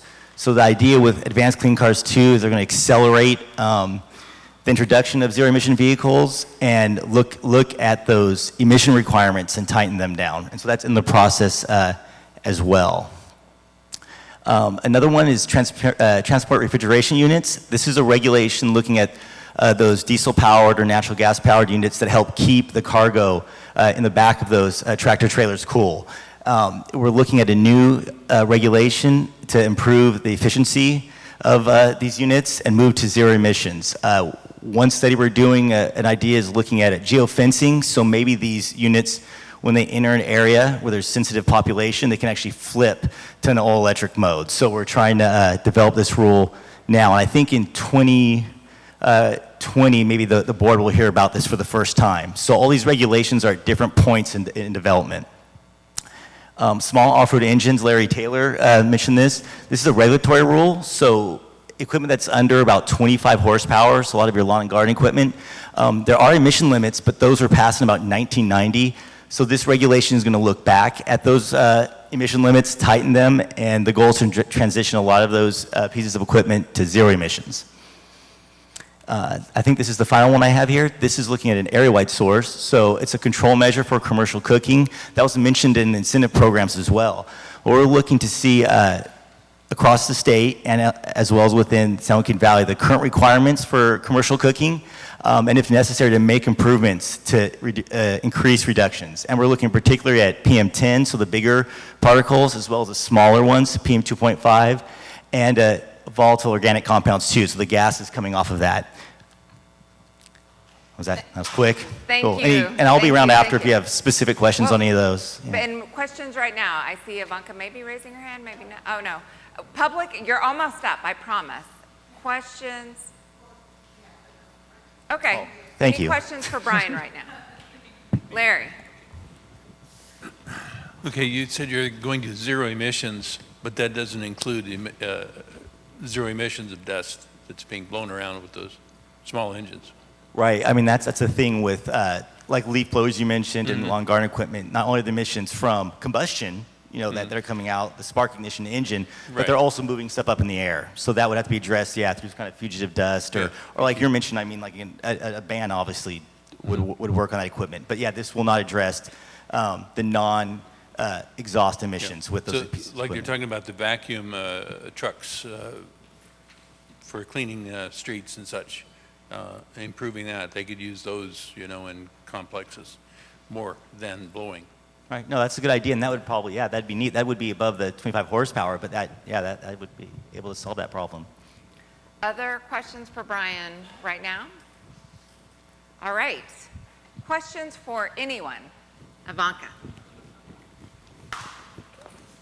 Oh, good. This is kind of a wrap-up next step. We're having our next meeting July 31st. That's our informal open house, dig in deeper. It's at the Air District. And it's at It the is Air at the Air District. District. Okay. And for all the strategies that you have that we're making, once we're getting closer to the final strategy draft, will the district, or I guess I'm requesting that the district, if there's things that we've asked for as a committee that's not included, that we actually have written answers as to why not included? Because we've been using that word feasibility through this whole process, and I'm really not comfortable with just feasibility. And I'm fairly certain that discussions have already begun to get answers to some of those questions that have already come up and draft them. I know folks have been working on that already. Monica and then Naimi. And just to elaborate a little bit on the process so that I'm in tune with the timeline. July 31st, we'll be having an informal open house, and then the next steering committee, the official, is not until April 14th, if I'm not mistaken. August 14th, I'm sorry. Yes, 2 weeks later. And so how much time will we have to revise the draft SERP that you will be submitting on the 14th or hopefully a week before? So we're hoping to get the draft SERP out to you on the 7th. Okay. First round of discussion about it. First round. On the 14th. Okay. Potential for a second round of discussion at the second August meeting. Okay. Perfect. Thank you. Naimi.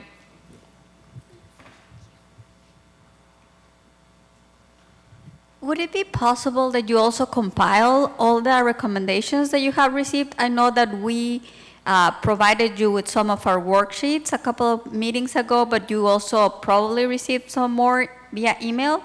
So it would be good to have like a list of all the different ideas and strategies that the whole group has been submitting so far, maybe for our open house next week, so we can have an idea of what has been proposed. We can look into that. Yes. Yeah. Larry.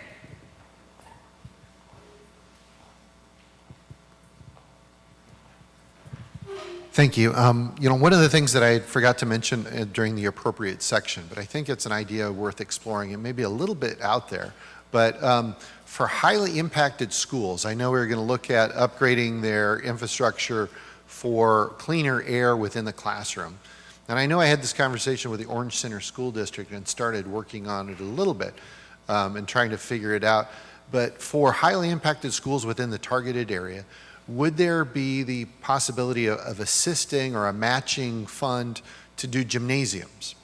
So a school like that, when it's a bad air day, getting the kids out, and even if it's in the after-school program that might be there, I would imagine this is probably the largest room at this school.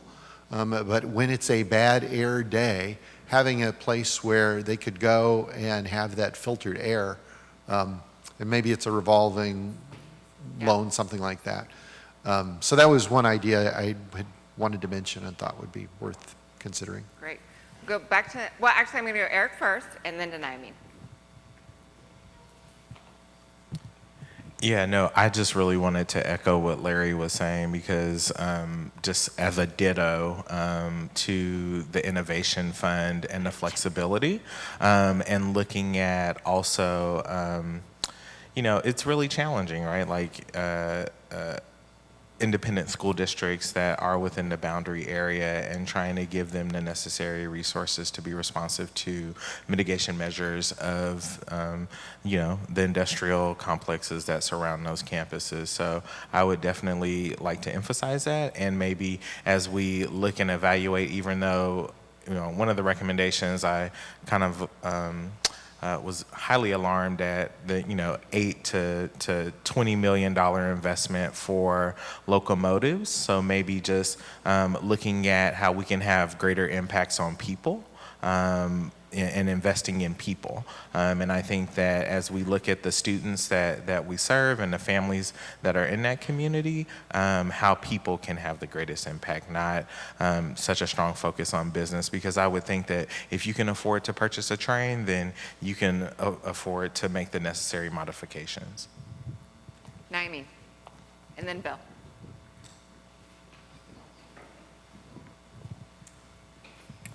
I agree that having an indoor gym for affected schools would be a great idea, but also not to get into the weeds, but we need to be thinking of what would be our proposed suggestion of potential pushbacks from, for instance, teachers saying, hey, what I'm gonna do if kids cannot go out to play, in a modified schedule given the air quality. So some food for thought. But in addition to that, I think that talking to some of the principals of these schools that are in the area, including the school that Larry mentioned, is that they would like to have a monitor. And I know that we have already discussed this, that we have already recommended where to put the PM 2.5 stationary monitors, but I would like to ask that if some of the funds could be to purchase, even if they are the low-cost sensors, that could be made available for all the schools that are express interest.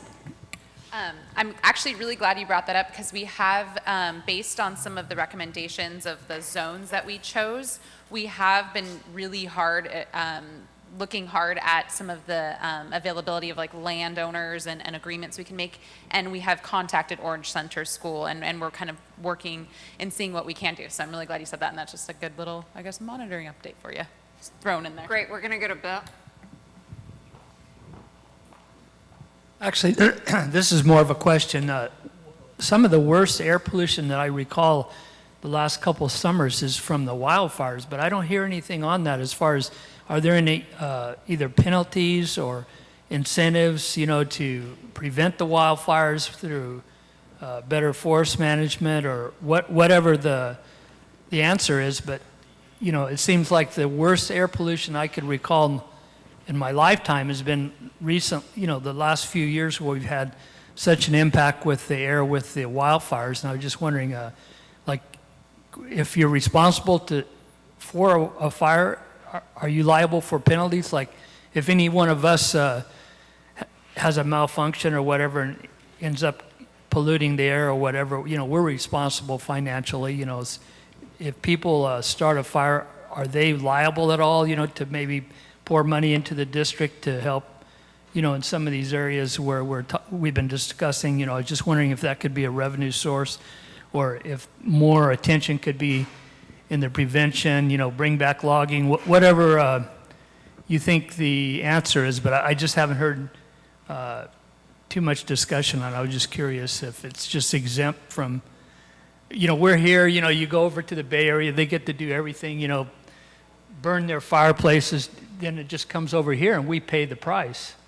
And so I'm just curious if there's any incentives. And I will tell you that wildfires are a hot topic, pun. They deserve it. And there's a lot of work being done with wildfires. Just real quick, I always want to correct people. We do not get we get a very small percentage of our pollution from the Bay Area. We create most of our own pollution. Here in the central part of the valley, the amount of pollution that we're getting from the Bay Area is negligible. There is some, yes, but we've got plenty that we can deal with ourselves before we talk to the Bay Area, although we have sued them before to get them to do certain things that we have done. So with the wildfires, what we have done is we have a wildfire strategy, and John Klassen and Ryan are in the back, so if you want to talk to them in detail afterwards about doing two things. Basically allowing more prescribed burnings because it's healthier for the forest. If we allow prescribed burns to burn during this time of year, then they're more likely to be controlled and not cause those incredibly hot, incredibly large, out-of-control wildfires that bring all the smoke down into the valley over maybe a few-day period. So we're allowing more prescribed burnings. We're doing outreach in our foothill and mountain communities to warn people they may be impacted for a day or two from smoke from that prescribed fire. The other thing we're doing is we're working with land managers, be they state or federal land managers, to see how we can do a better job of managing the forest and to see how we can advocate for more money to come to those agencies so they can do better management of the forest. And that's all I'm going to say for right now, but John and Ryan are in back, and John knows much more about it than I do. I want to let the public have an opportunity to speak. I see a couple of hands being raised. We're not going anywhere. We're still around, but real quick, do your homework. There won't be a quiz, even though Heather said there will be. We have extra presentations. Feel free to take them and share them. You've got some heavy meetings coming up, so be ready. With that, I'm going to go to the lady with the microphone. Okay, I just want to add one thing to what Nayamin said. I taught for 22 years, and the big issue for Fresno Teachers Association is a matter of contract time. It's not what do we do with the kids. We always have things to do with the kids. The problem is that elementary teachers have all built into their contract a certain amount of time while kids are on recess. And if they can't be on recess and have non-certified people supervising them, then they have to be in a room where they have to be certified with certified people. So it is a serious contract issue. We've debated it quite a bit because we were trying to get air sensors in all the schools. Thank you. Thank you. Oh, the other thing I wanted to say quickly is bike lanes could be useful for people driving or riding electric mopeds. They are very cost efficient. They get people around who have to go a little further distance than a bike, Thanks. Laura. Across the street, last month, across the street, all the way in the back of the yard, someone was barbecuing, and it tripled the PM 2.5 concentration over here at the school, and therefore, and also the family parties normally involve barbecuing, children in the yard, and I've gotten the highest emissions I've ever gotten on my air monitor from any source with a barbecue grill. So here's the possibility: Cuisinart, Gridler, and a whole bunch of them, and you can give them away at like a food bank, a community food bank, and the first 10 people who accept them or something on the line. And it'll be, and you have to stay in our area. That's the guarantee. You have to know where it is. Like a couple months ago, it has to be found to be still in Fresno. Great. And used. I'm going to have you talk to Chai about that, who knows something about our Chai broiler rule and how it might lend itself to some of this types of things. So give your information to Chai, and he'll look into it, have his folks look into it. All right. And the larger ones for the restaurants, even like the toasting of burritos is also emitting PM 2.5. Does Tijuana's charbroil? That's a question. Does Tijuana's charbroil? I don't know. Because a lot of the Mexican restaurants that, I don't know if they're exactly charbroiled, but their grills, I see oil burning on the grills. Yeah. And I went inside, it was like 3 times the background level of PM 2.5 in the restaurant inside, even higher than that. You have nailed Unsafe inside the restaurant. A very timely issue. So the charbroiling, and Chai can answer some of your questions, give him some of your information, and I appreciate those comments. And there was a factory that, I suspect a factory that was making burritos or tacos or something and just dumping them in oil and cooking them was emitting PM 2.5, and it wasn't charbroiling. I get it, and then drying, I'm desiccating. going to cut you off. We're running out of time. It's late, but please go over and talk to staff. Is there anyone else in the public that has questions? I want to make sure I gave everyone an opportunity. Thank you so much for sticking with us for this marathon meeting.